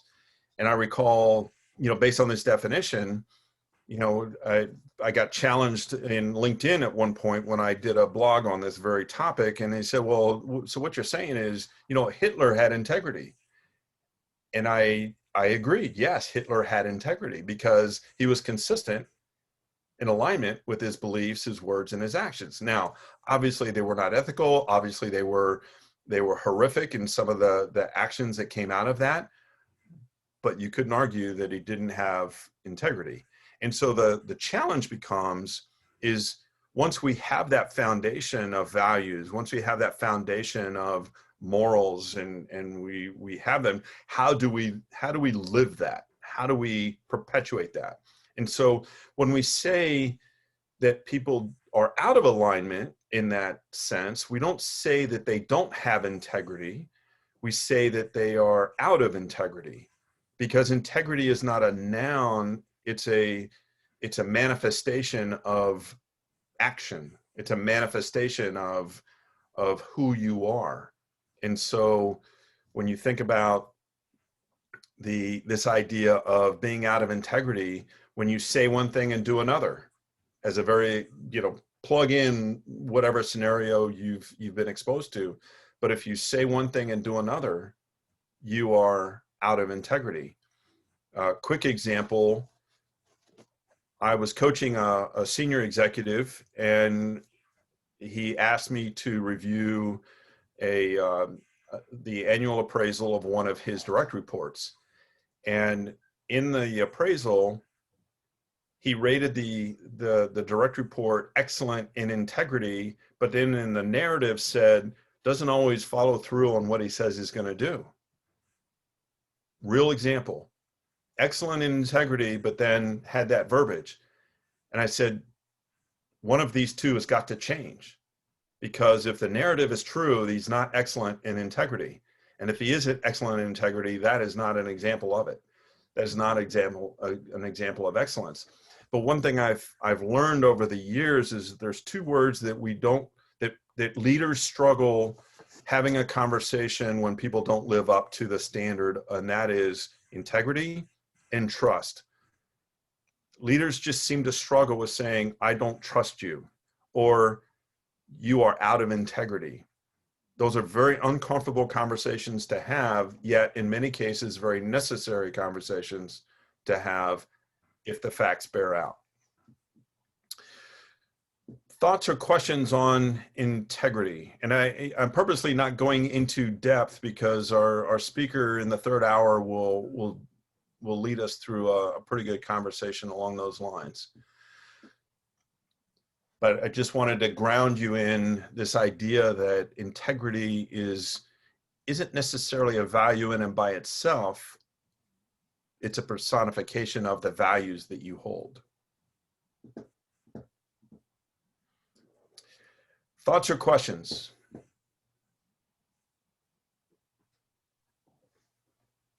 I kind of apply this conversation to myself a little bit, Rick, with integrity. I've had instances where I say I'm going to do something and I fall short. Do intentions come into play here? I mean, a lot of times life happens, workload is heavy. Everyone's busy nowadays. And I find myself intending to do things and have good ideas, but don't have the time. It's not that I don't want to follow through with them. It's that you have to I guess I have to prioritize it and make time for it. But that doesn't necessarily mean that I don't have integrity. Well, again, it's not a don't have it, it's out of it, out of integrity, right? I mean, you're out of alignment with your words and your deeds.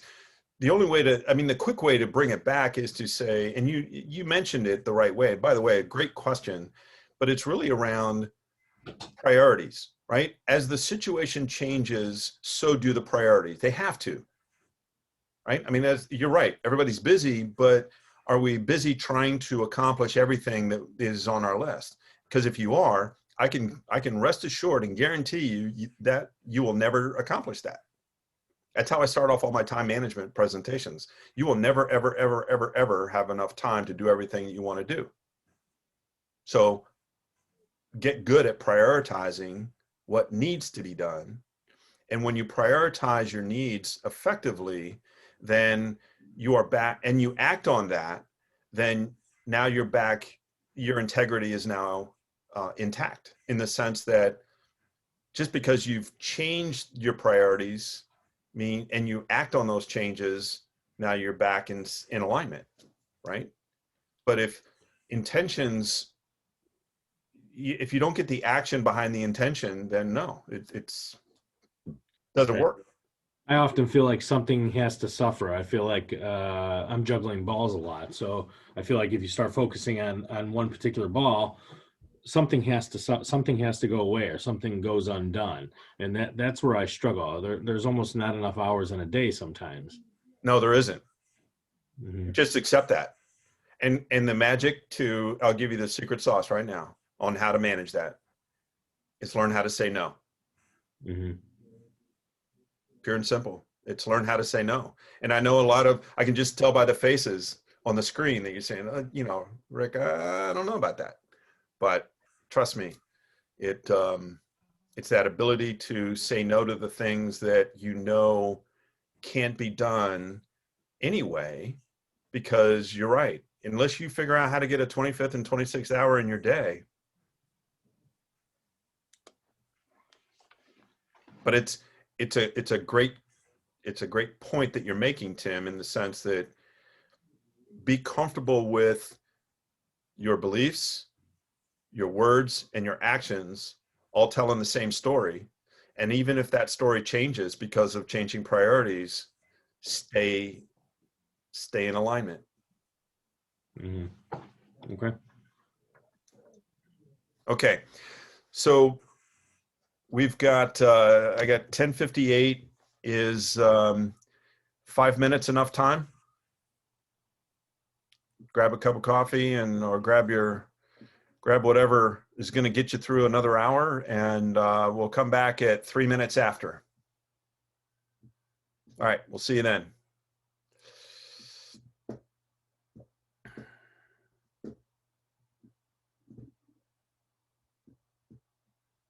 How you doing, John? Rick, can you put the page back on ethics? Sure. That one? No, the definition.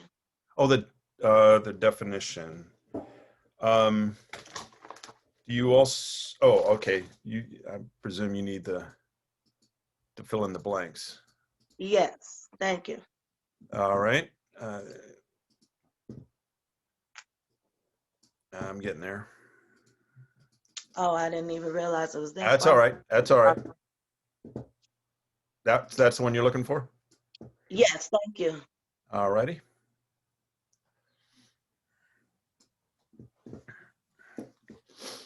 Good to see you, Rick. Likewise.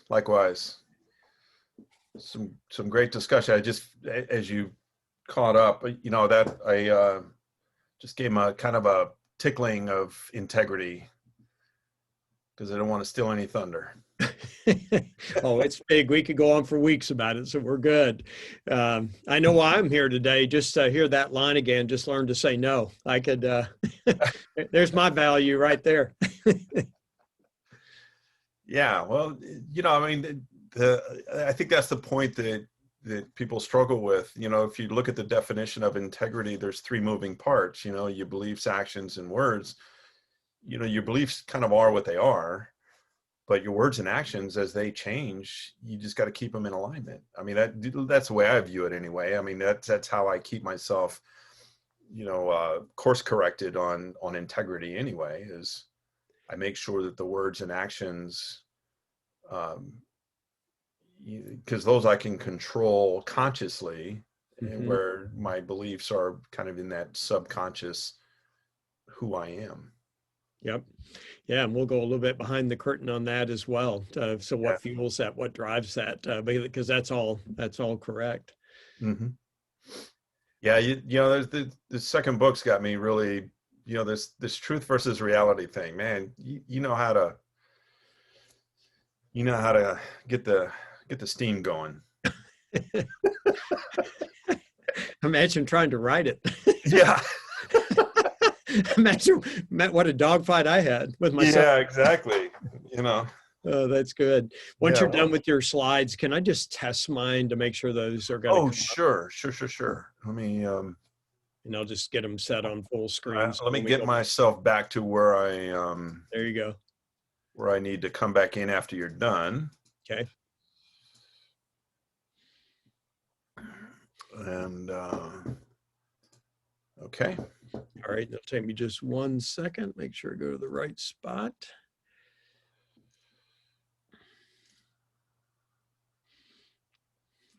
Okay, I'm good to go. Awesome.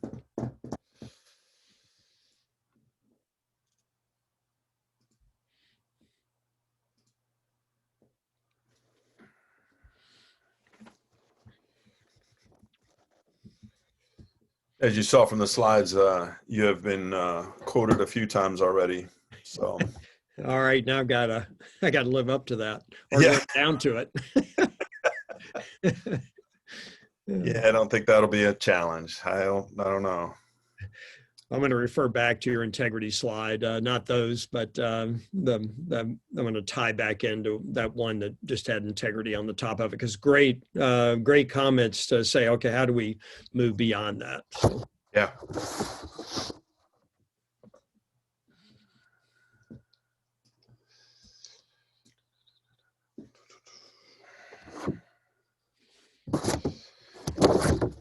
Okay, let's bring everybody back here.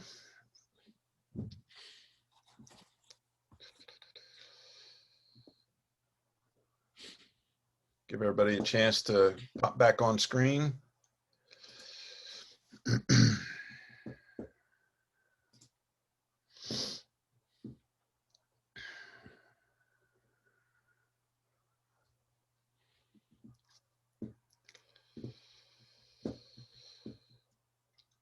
Okay, let's go ahead and get the party started.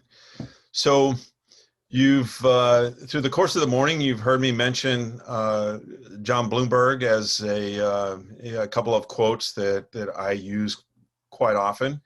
And we're fortunate to have him as our guest speaker for the third hour today. Just a quick couple of nuggets on John, but I think obviously a well-known speaker, has spoken literally all over the globe. And we're fortunate to have him a resident right here in our own backyard.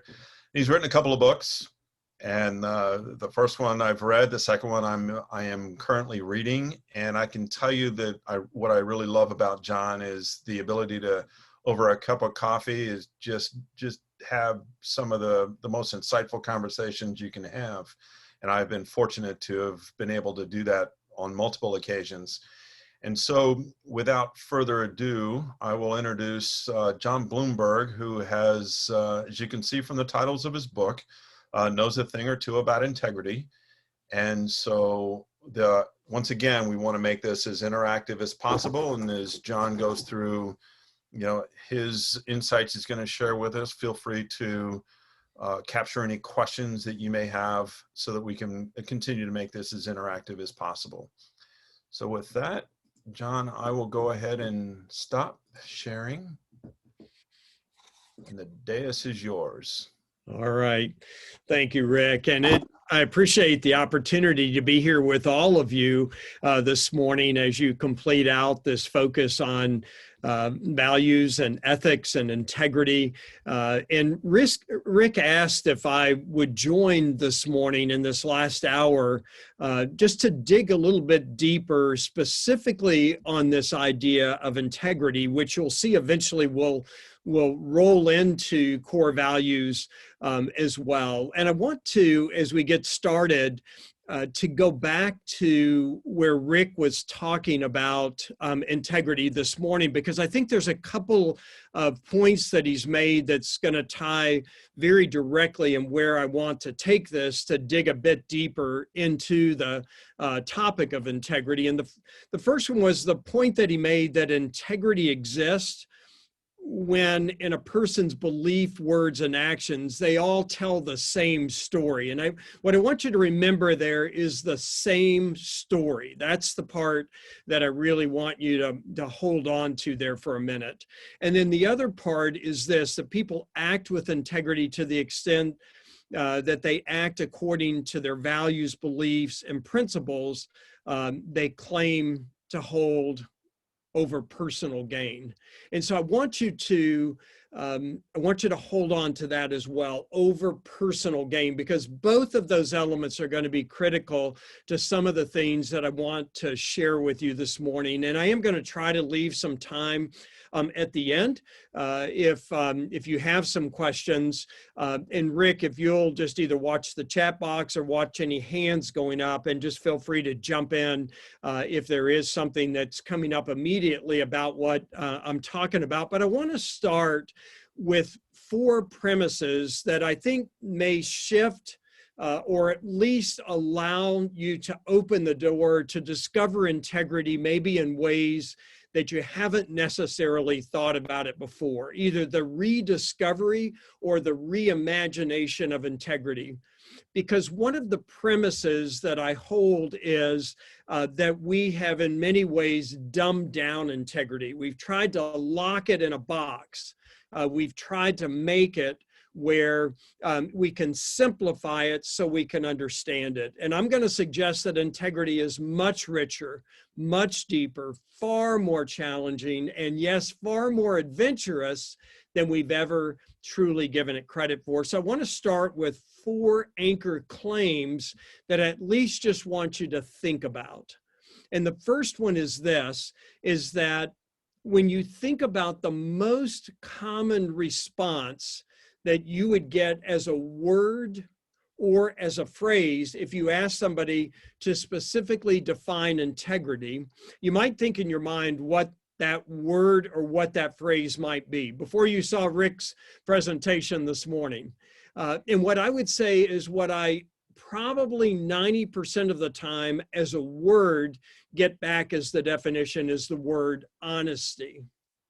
And about 90% of the time, what I'll get back is some very close phrase that is like, integrity is defined by what you do when no one is watching. And I would suggest that neither one of those are a definition of integrity. That in fact, that's how we dumb it down. That's how we try to contain it, to simplify it so we can understand it. I would certainly believe that honesty flows out of integrity. It's just not the definition of it. In other words, it would be like saying that the earth is the universe or all of creation. And we've made that mistake before. And so it's simplifying, it's a part of it, but it's not the definition of it. When it comes to defining integrity as it's what you do when no one is watching, I would say that's not true. What I would say is true is that what you do when no one is watching is defined by your integrity. And it's a flip of the word, but it changes everything. So the first premise that I would like to say is we need a bigger definition. We need a bigger conversation on the topic of the definition of integrity. I would also say this, that well, in all of my work on integrity, which by the way, and Rick knows this, I did not choose this topic. I always say it chose me to go to the marketplace with, and there are certainly days I wish it had chosen someone else. But I would say in the last 15 years, and I'm going to share my screen for this, is that there are 3 words that I have found that most unleashes the possibility of integrity. And those 3 words are simply going to be defined this way, is that if we're looking at truly deepening our integrity, is that the words would be this: whole, entire, and undiminished. Whole, entire, and undiminished. In fact, if you really think about that, it sounds like integrated, that everything is integrated, that in so many ways that integrity is defined by connection. In fact, if there's a synonym that I would most put alongside the word integrity, it would be the word connection. It's not only the connection that we have internally, which in many ways in the words that Rick used earlier, remember, it's about the connection, the consistency, but it's not only the connection internally, it's the connection externally. It's the connection to everyone, and it's the connection of everything or to everything, which is why that whole statement that Rick made about beyond our own personal gain is because it's this connection being the real definition of integrity. And so the first premise that I wanted to make was around this idea of rethinking about integrity from a dimension of whole, entire, undiminished, integrated, connected. The second premise is this, and it builds off of the first, is that integrity is not a core value. Let me repeat that. Integrity is not a core value. Now, this is a bit troublesome for me because a lot of my clients, many of them, and maybe many of the list of organizational core values that you've seen, and maybe even on your own list of core values, you'll find the word integrity. And what I would suggest is that integrity is not a core value, that it is the fabric of every core value. In fact, it's what holds core values accountable to each other, to each of the, all of the core values combined. And so it's not a core value itself, it is the fabric of every core value. And I'm going to come back to that in just a minute. In fact, I used to say that if an organization has integrity on the list, that's great. It's just a great reminder. Probably about 3 months ago, I pushed a bit harder on that. And I said, no, actually, it doesn't belong on the list because when it's there, it gets diminished. In fact, I think of a major global client that I have in New York, out of New York, and they have it on the list. They moved it from last to first. But when they put it on the list, they defined it as honesty and always doing the right thing. I get it, I understand it, but again, it's like calling the earth the universe. We diminish the potential of the concept of integrity when we do so. And as long as we're aware of that, again, it can be a good anchor point, but I would suggest and tried to suggest to them, why don't we put all the core values in a list and put a circle around them, and integrity is the circle that embraces them. But in just a minute, you'll see that even diminishes integrity. And so I want you to think about integrity as not a core value, but it is the essence of the fabric of every core value. Now, I would also say this, and this is going to come back to a point that Rick made earlier on that same slide when it said, when people do not act in alignment with their values, words, and actions, they are said to be out of integrity. And so I want you to really hang on to that as well. And here's why, is because I think a lot of times we treat integrity as an object, like something that you have. Oftentimes we will judge other people by, well, this person has integrity and this person doesn't. And I don't think that's a healthy approach to integrity at all. In fact, it's a very judgmental and oftentimes arrogant and ego-driven perspective on integrity, where we're judging the integrity of others and probably even more importantly, judging the integrity of ourselves. The truth is that all of us, and when Rick said that they're living out of integrity, that would indicate that integrity is not an object, it's an essence of being. It's a state of being. And so therefore, if integrity is a state of being, we're always in some level of living in that state of integrity.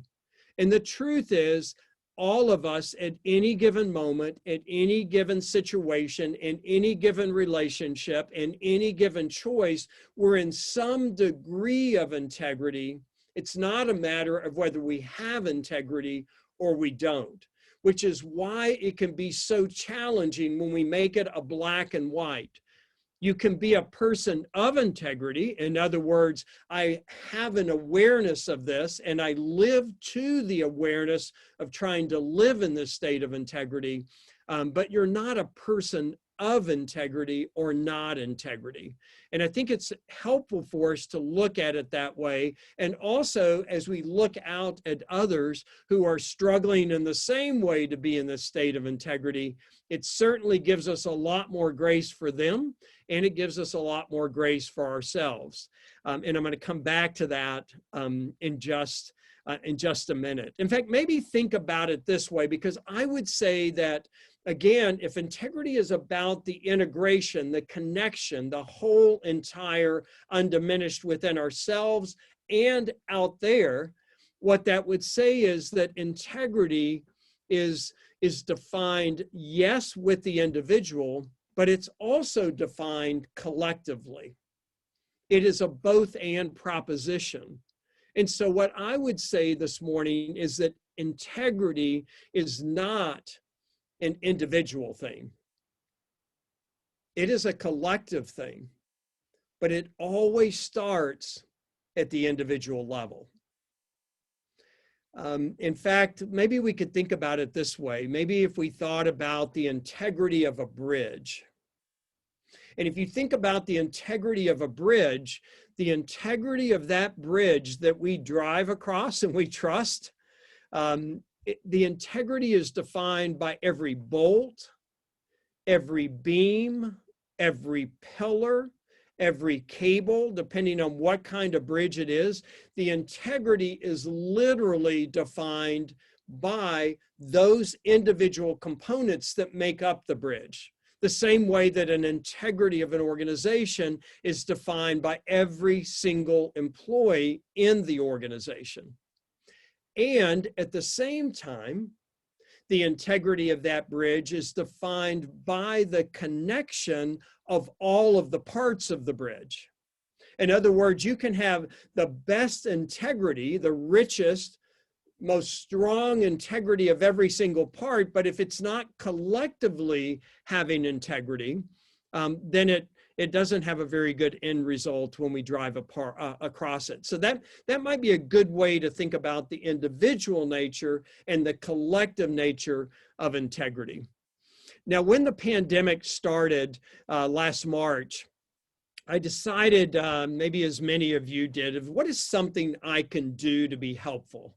Of course, my speaking schedule went from being very full to overnight being completely blank. So I certainly had time to be helpful if I thought about that. And so one of the thoughts that I had is that I was going to try to put out a thought every single day, every single morning on all of my social media platforms that would just stir the thinking in the midst of the context that we were in the arena that I normally think about.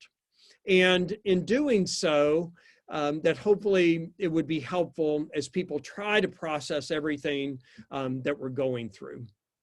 And so I began, and early on, I hit this idea of one of the anchors that I've just named for you on this idea of honesty. And I wanted to share this with you for just a moment.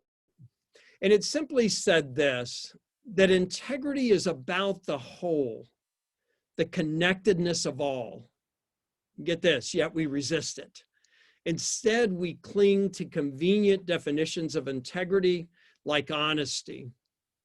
And then I added this, being honest while resisting a greater connection is, well, very dishonest. And so it comes to this idea that yes, it is individual, but yes, it is also a collective kind of thing. Now, one of the wonderful things as you're going through this leadership experience, and I would say working on focusing on integrity and core values, I don't know of a better time in the midst of where we're living today, in the midst of a pandemic, in the midst of really very difficult economic conditions for many, and also in the midst of some really important social unrest. And the reason I say that is because well, let me just put it this way, and I put out a thought on this as well, is my experience when people start digging to their core values, that it can be very difficult because the ground, and I use the metaphor of trying to dig a 100-foot water well. And what I find is the dirt gets really packed with our schedules and our demands. And I believe, Tim, it was you that was saying, there's so much more to do than time in a day, as Rick was so wonderfully talking about, being able to say no, right? That all packs our dirt tighter and tighter and tighter when we're trying to dig to our core. And what I would say is why this is such an incredible time to be working on things like this is because the veneer gets ripped away. And I put it this way, is that in my body of work on integrity, I've noted how digging to unearth your core values takes patience and persistence. Yet a handful of times in life, your circumstances till the soil for you. In other words, things get all turned upside down. All of our expectations or the way that we look at how things are supposed to work is that all of that gets really just ripped out from under us. And the good part of that is it allows us to be able to see more clearly. When my book, Return on Integrity, the individual version came out, we did a trailer as it was getting ready to come out. And I just said, wow, 2020, what a great year. And by the way, it came out before 2020, but I said, what a great year for clarity. Playing off of the 2020, having no idea how prophetic that statement would unknowingly become. And as we continue forward, what I would say is our circumstances can be very rich in that process.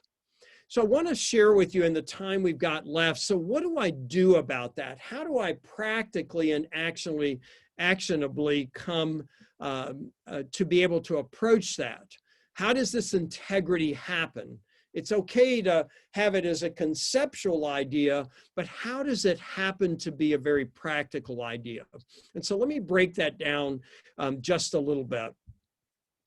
I think the first thing that's important is to be very honest with the way you look at the context in which you live.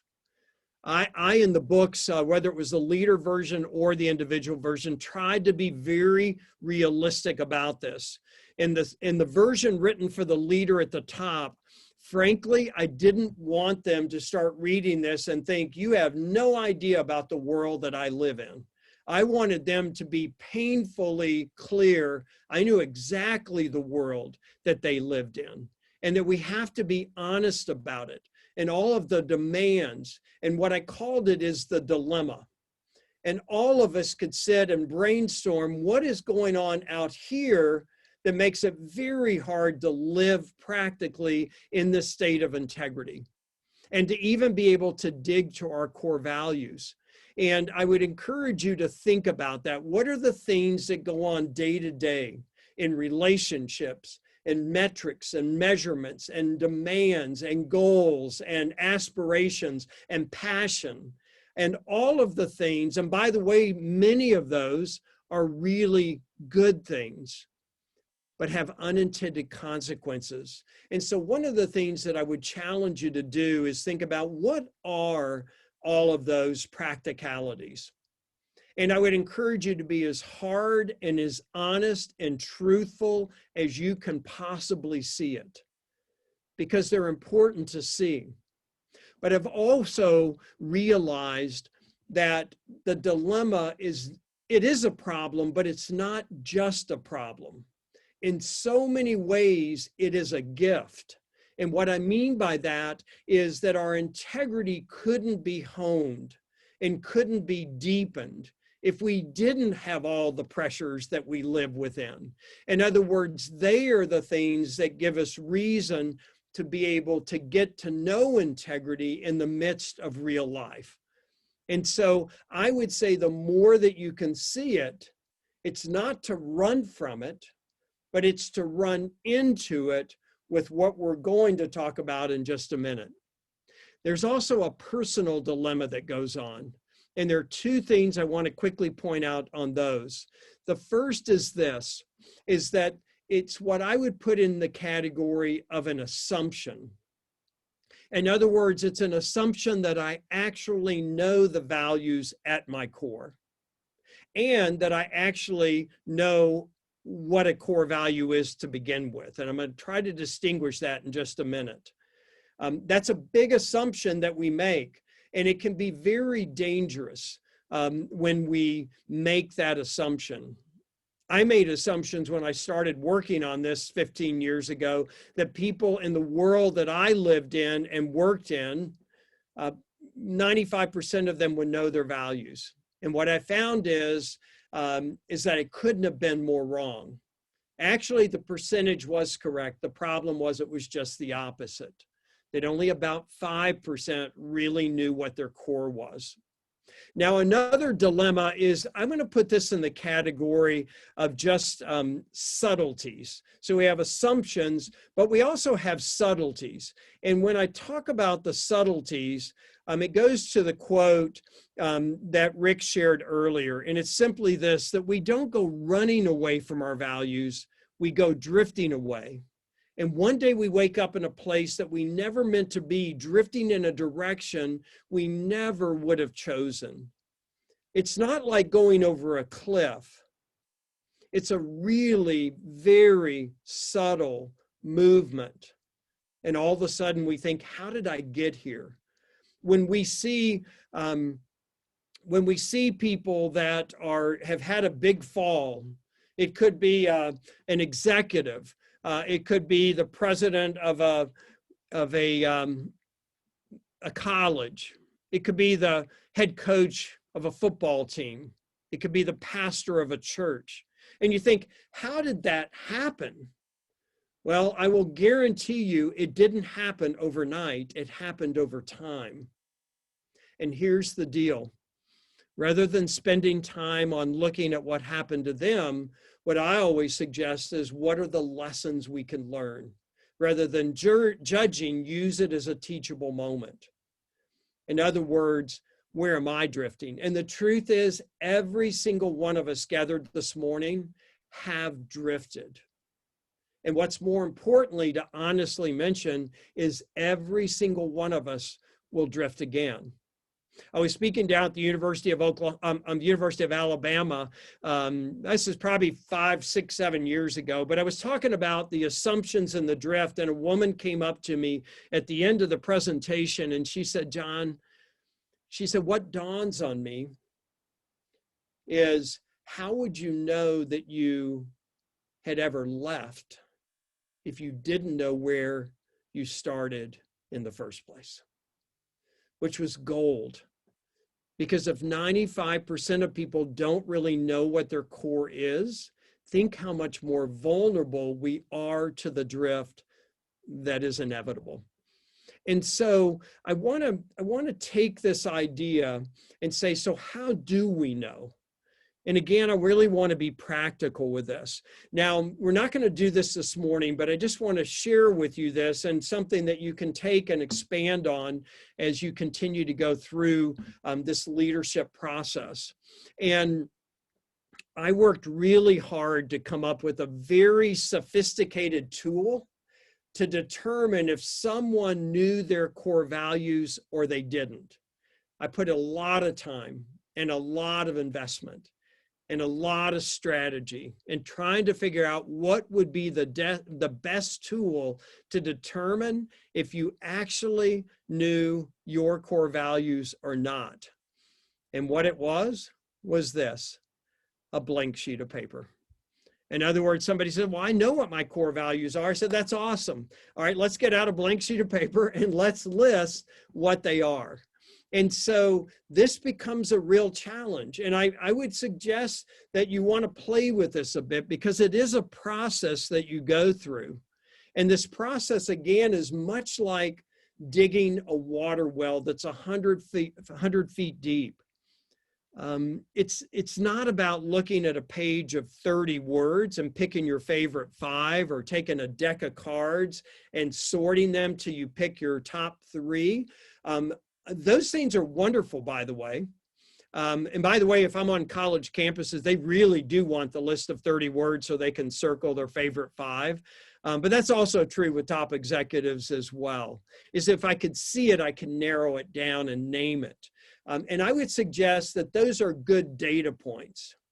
Many of the slides that Rick showed you this morning, all of those elements of life are very rich data points that certainly inform what is stirring deep within our core. And some of those things could have put us in the right direction, and some of those things could have put us in a terrible direction. I would say one thing to think about, because a lot of people will say, where do our values come from? And I want you to think for a minute of how many people have come from very rich, and I don't mean economically, I mean depth of experiences and relationships, but go on to have a very shallow set of core values. Or how many people have been in the most horrific conditions and have gone on to have enormous depth because of those. And so going back and noticing those data points are all really important. I had an executive in New York tell me that they didn't need to do all this digging simply because they had taken an instrument, a very sophisticated one, that they answered a lot of questions and it spit out their core values. And that's a wonderful thing. But I also looked at him and I said, never let someone or something tell you your core values. They can be incredible data points. The same thing of all kinds of instruments that are out there to look at all kinds of sets of personality and behaviors. All of those are like pieces of a puzzle that are so critical to have self-awareness. But I also believe in the mix of all of those that the digging is really important. In fact, it's the digging itself that can determine and open your eyes to so much. So let me just give you one frame of reference to look at that's just another data point that can be really helpful. And by the way, all of those instruments that you take, all of those can feed in. It's like, you know, when you go to the eye doctor and they says, is it 1 or is it 2? Is it 1 or is it 2? I always have to say, can you go back to 1? Now can we go to 2? Can you go back to 1? I drive my ophthalmologist crazy. But all of those are ways to look and gain the greater awareness, but also is the nuts and bolts of this digging. Let me just give you one way to look at this. And I'm going to separate this out into 4 categories, but I don't want you to see this as black and white. I just want you to see these to be what I would say are helpful data points. There are behaviors, their wants, their needs, and their values. And what I find is that on the right end of this continuum, there's very little specificity, very little clarity. In other words, I get pushback. People will say, well, John, I'm a values-based person. And I said, well, that's awesome. But some of the most evil leaders that have ever walked this planet have thought they were values-based. Specifics matter. So just being values-based is not necessarily that helpful. A great start, but not necessarily that helpful. Other people will say, well, I've got a gut feel or an intuition. And I don't know about you and Rick, I would go back and say when we started our careers, that might have actually worked. I don't have the research to prove that, but things at least relatively were simpler. They were simple compared to where we are today. And I would say where we are today is in slow motion compared to where we're headed. And so specificity really does matter. And a gut feel or an intuition, I would say with where we are, the speed at which we move, the speed at which change is thrust upon us, which by the way, isn't going to go away. It's only going to get worse if there is some kind of judgment about it. But the specificity will matter all the more. In other words, values will become even more valuable than they've ever been. But here's the problem.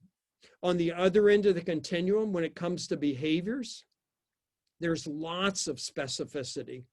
We do lots of behavioral modification, which are really important things to do, except they cannot meet their full potential if they're not anchored in the core at the other end of the continuum. When they are anchored in a core, they become exponentially more valuable. So let me try to differentiate these categories for you. And one thing I want to make really clear here, and I'll probably repeat it a couple times, all four of these categories are really important. All four of them are really important. And the reason I say that is because if you don't believe that, what you will do is put anything that's really important to you in the values bucket. And it doesn't have to be in the values bucket to be really important. Each one of these categories are very important. They serve very well when they're most positioned in the bucket that they belong in. So let me try to differentiate just real slightly between these categories for you that may help you separate some of this out. First of all, I would say that a behavior is typically an action. And it's very situational. It happens in a moment, in a situation. That's why they're so important. It's how people see our values. That's how they know that they're there, is that by the behaviors that we express, they become the vehicle for them to come alive. But they're very action-oriented and they're very situational. They happen in a given moment. I showed that people will put listening as a core value. And I would suggest that listening is not a core value. Listening is a behavior. It is an action.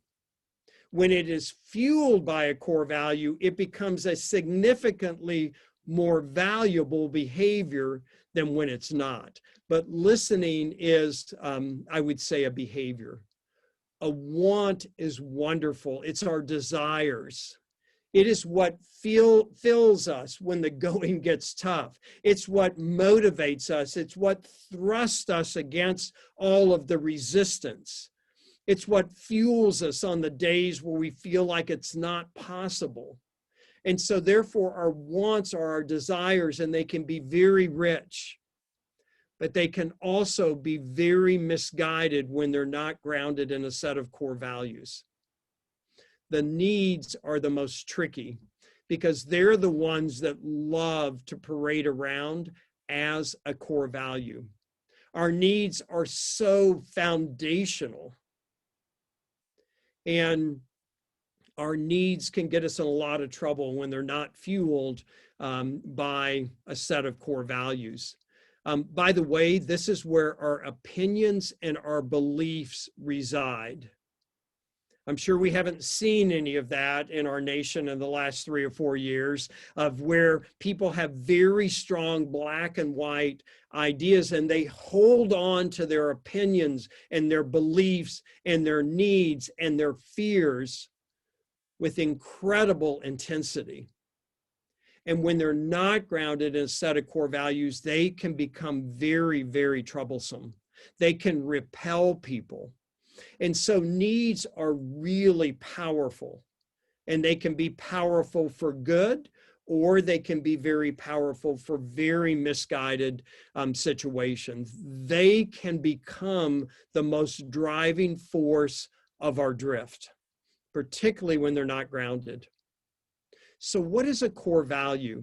I would say that a core value is also, like integrity, a state of being.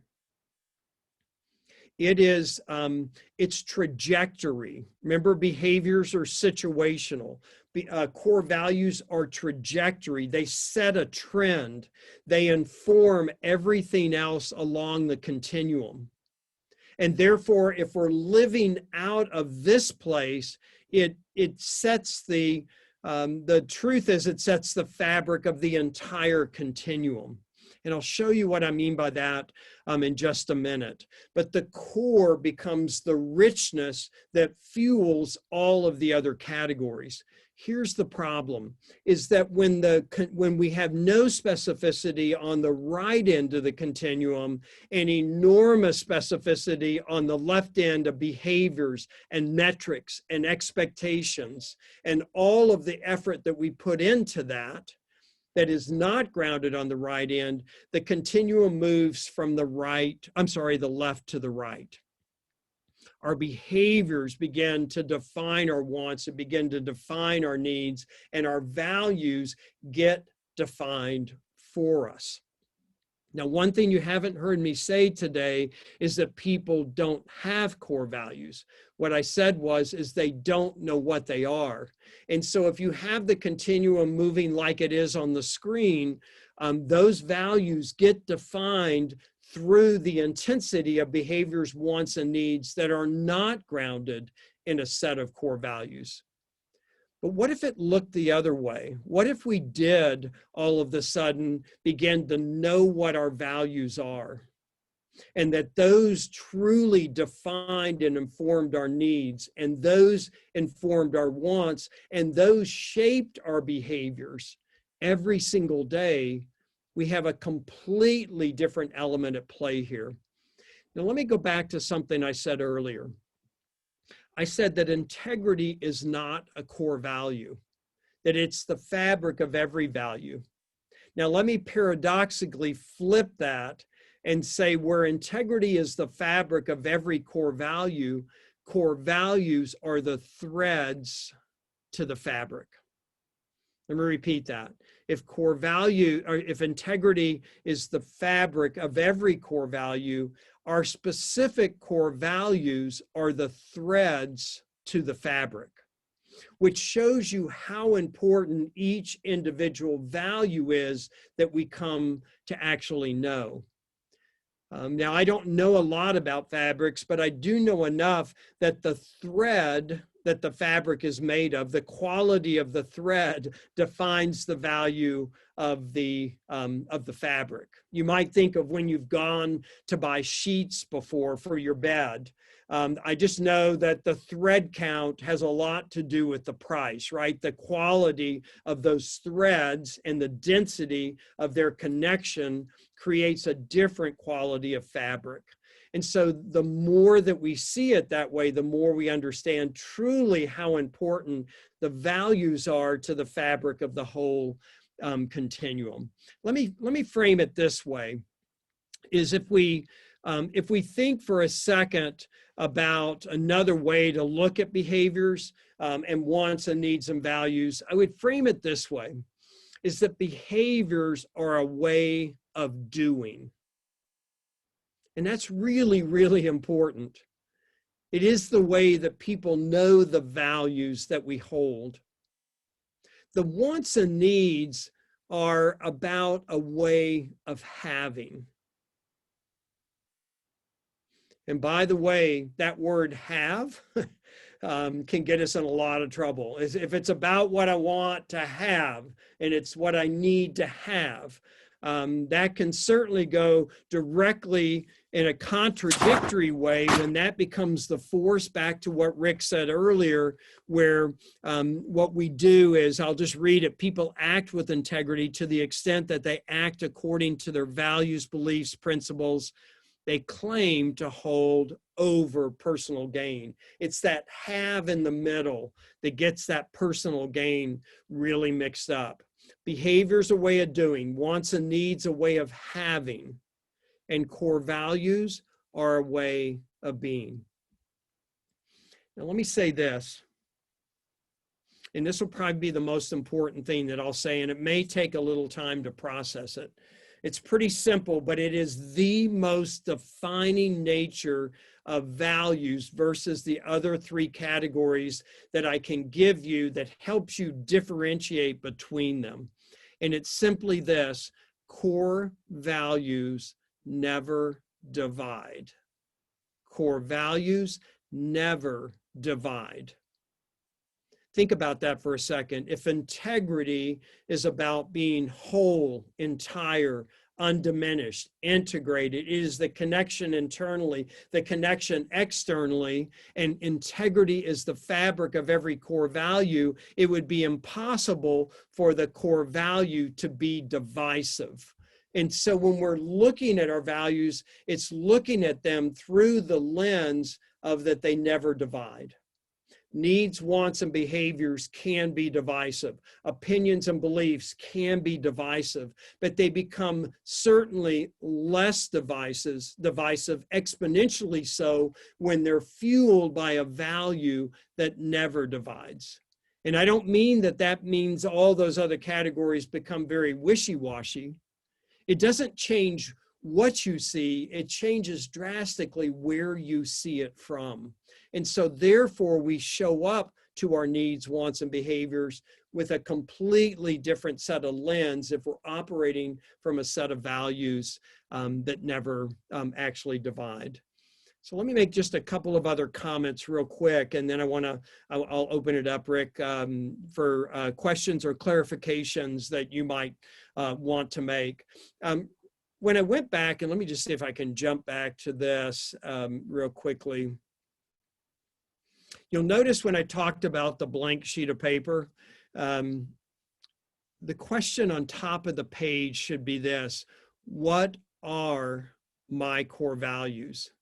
What are my core values? Now, I want to differentiate that for a second as you start digging and go back past these categories from what are my core values. That's the question, 4 words. That's the question. But inevitably, when people start digging, it just must be human nature. The question actually gets changed. And oftentimes people will literally show me on their blank sheet of paper, oh my gosh, I literally changed the question to what you said. And that question is simply this: what do I value? Those are 2 very, very different questions. The second question is a good question. It will give you good data points, but not everything that we value is a core value. I might even change the first one to make it even more clear of what are my core values. And that's a very different question, because we would naturally value our needs. We'd value our wants. We would value really good behaviors. But if that's the question we start with, what you're going to find is that's what's going to flow out. And we're going to avoid the really difficult digging to truly get to what are our core values. Let me just say one other thing, actually 2 quick things, is what I would say is that when you define what your values are, and I think that's a process, 30 days might get you to a version 1.0. A year, I think, will get you to a point where you really do know, or let me frame it this way, you get to know what your values are. There's a big difference between being able to list them, but then to know them, to develop an intimate relationship with them. And the way to do that is that it's a daily practice, literally every single day. That when you get to the end of your day, that you put your head on your pillow, or if you're like me, you're asleep in 3 seconds, to sit on the side of your bed and think about your values. A lot of people will say, well, John, how many values should I have? And I don't know the answer to that question. But I'm absolutely certain about this, that if you cannot remember them, you cannot live them. And so therefore, as you sit on the side of the bed, go back across your day and what I would call the PM/AM formula. Every night, just go back, and this isn't a 30-minute thing, this is a 3-minute thing. And just look across the video of your day. Who were you with? What meetings were you in? What challenges did you have? What decisions did you make? And through the eyes of those values, first of all, look and see, where did they come alive? Where did they get lived? Because we learn by living them. We get to know them when we see them in action and know the value that has come from living them. That's the first. Not what went wrong, what went right. And celebrate that. That is the greatest teachable moment when it comes to our values. The second is this, is to go back across your day and go back into those meetings and those conversations and those relationships and decisions. And where could one or some of those have shown up and gotten you to a better result? Don't beat yourself up. Just notice where I didn't plug it in. I didn't violate anything. I just didn't plug it in. And just notice that. Use it as a teachable moment. And then the third time, go back across the same day, the same video, and look at, where did I drift today? Where maybe did I actually violate a core value? You're going to do that every single day. You're not going to get something right, and you're going to see it. And again, not to beat yourself up, but to simply note it. It's how we catch our drift and bring it back in a much quicker fashion. That's the PM, just every single day. The AM is to say, okay, let me go down my list of values. Let me look at my calendar. Who am I going to be with today? What challenges do I face today? And you intentionally look at your list of core values and say, where do I have an opportunity for these today? Where is it most likely that I can practice this value? I can plug it in. I can be ready. Now, the truth is that we don't know everything that's going to happen today. And that's okay. Because when we're ready based on what we know is going to happen, we're much more likely to be ready for what we don't know what's going to be happen, because they're much more top of mind. And so I encourage you to think about the PM/AM once you have your list of what you believe that your core values to be, and not to push the process faster than it should be. It's much more, let me see if I actually threw this in. I'll just show you metaphorically. Let me go past the PM/AM. It's much more, looks much more like, whoops, like none of that. All right, sorry about that. You can picture this like a spiral, a sphere that goes round and round and round and round. It's really like you are like, wow, I just feel like I'm going in circles. And just trust that you're not. You're digging a well and you're just going deeper and deeper. And every time you come around, you're just seeing it from a little bit different space, more informed, more aware, more conscious than you were before, even though it may look familiar. You may think every night, my PM's looking like the PM last night. Every single time you do it, you're viewing it from just a little different place. Let me end on this comment, because I know you're looking at both integrity and values.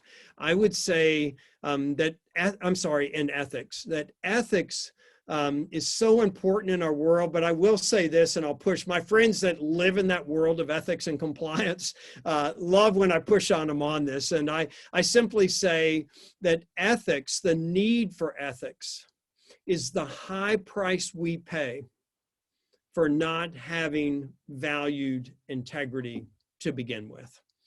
And so the deeper we dig this, I would love someday to say ethics really isn't necessarily very relevant because the integrity is so prevalent and the consciousness of it is so engaged that we'll always need it. We always need umpires and referees at football and baseball games because you certainly aren't going to see a team calling themselves offside. But man, imagine what a game would look like if we actually did. And so let me pause there, and Rick, I'll hand it back over to you just for any thoughts, comments, anything I can clarify. Sure, and appreciate that. No matter how many times I've sat down and had a conversation with John or heard him speak, I still take away a half dozen notes. What questions do you have of John? Anything that he said? Question just for clarity. What questions do you have? I know we're getting close to the noon hour, but want to make sure you have a chance to address any questions.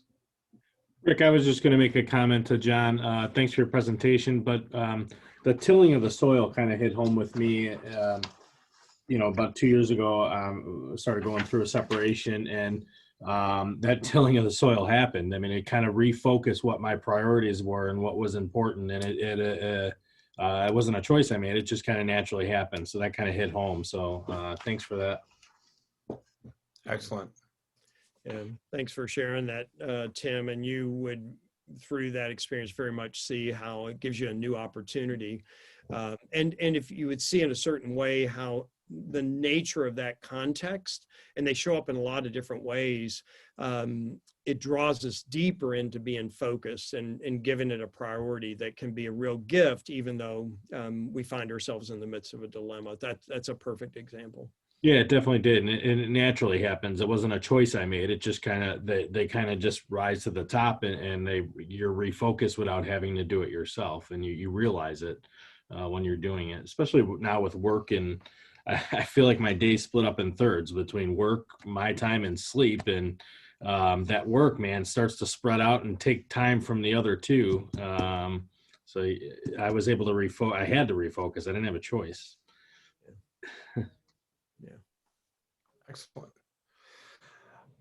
Well, once again, John, thanks so much for sharing your insights. If there is, I have your bio on the slide. I'm sure they can reach out to you separately if they have any questions, on his website.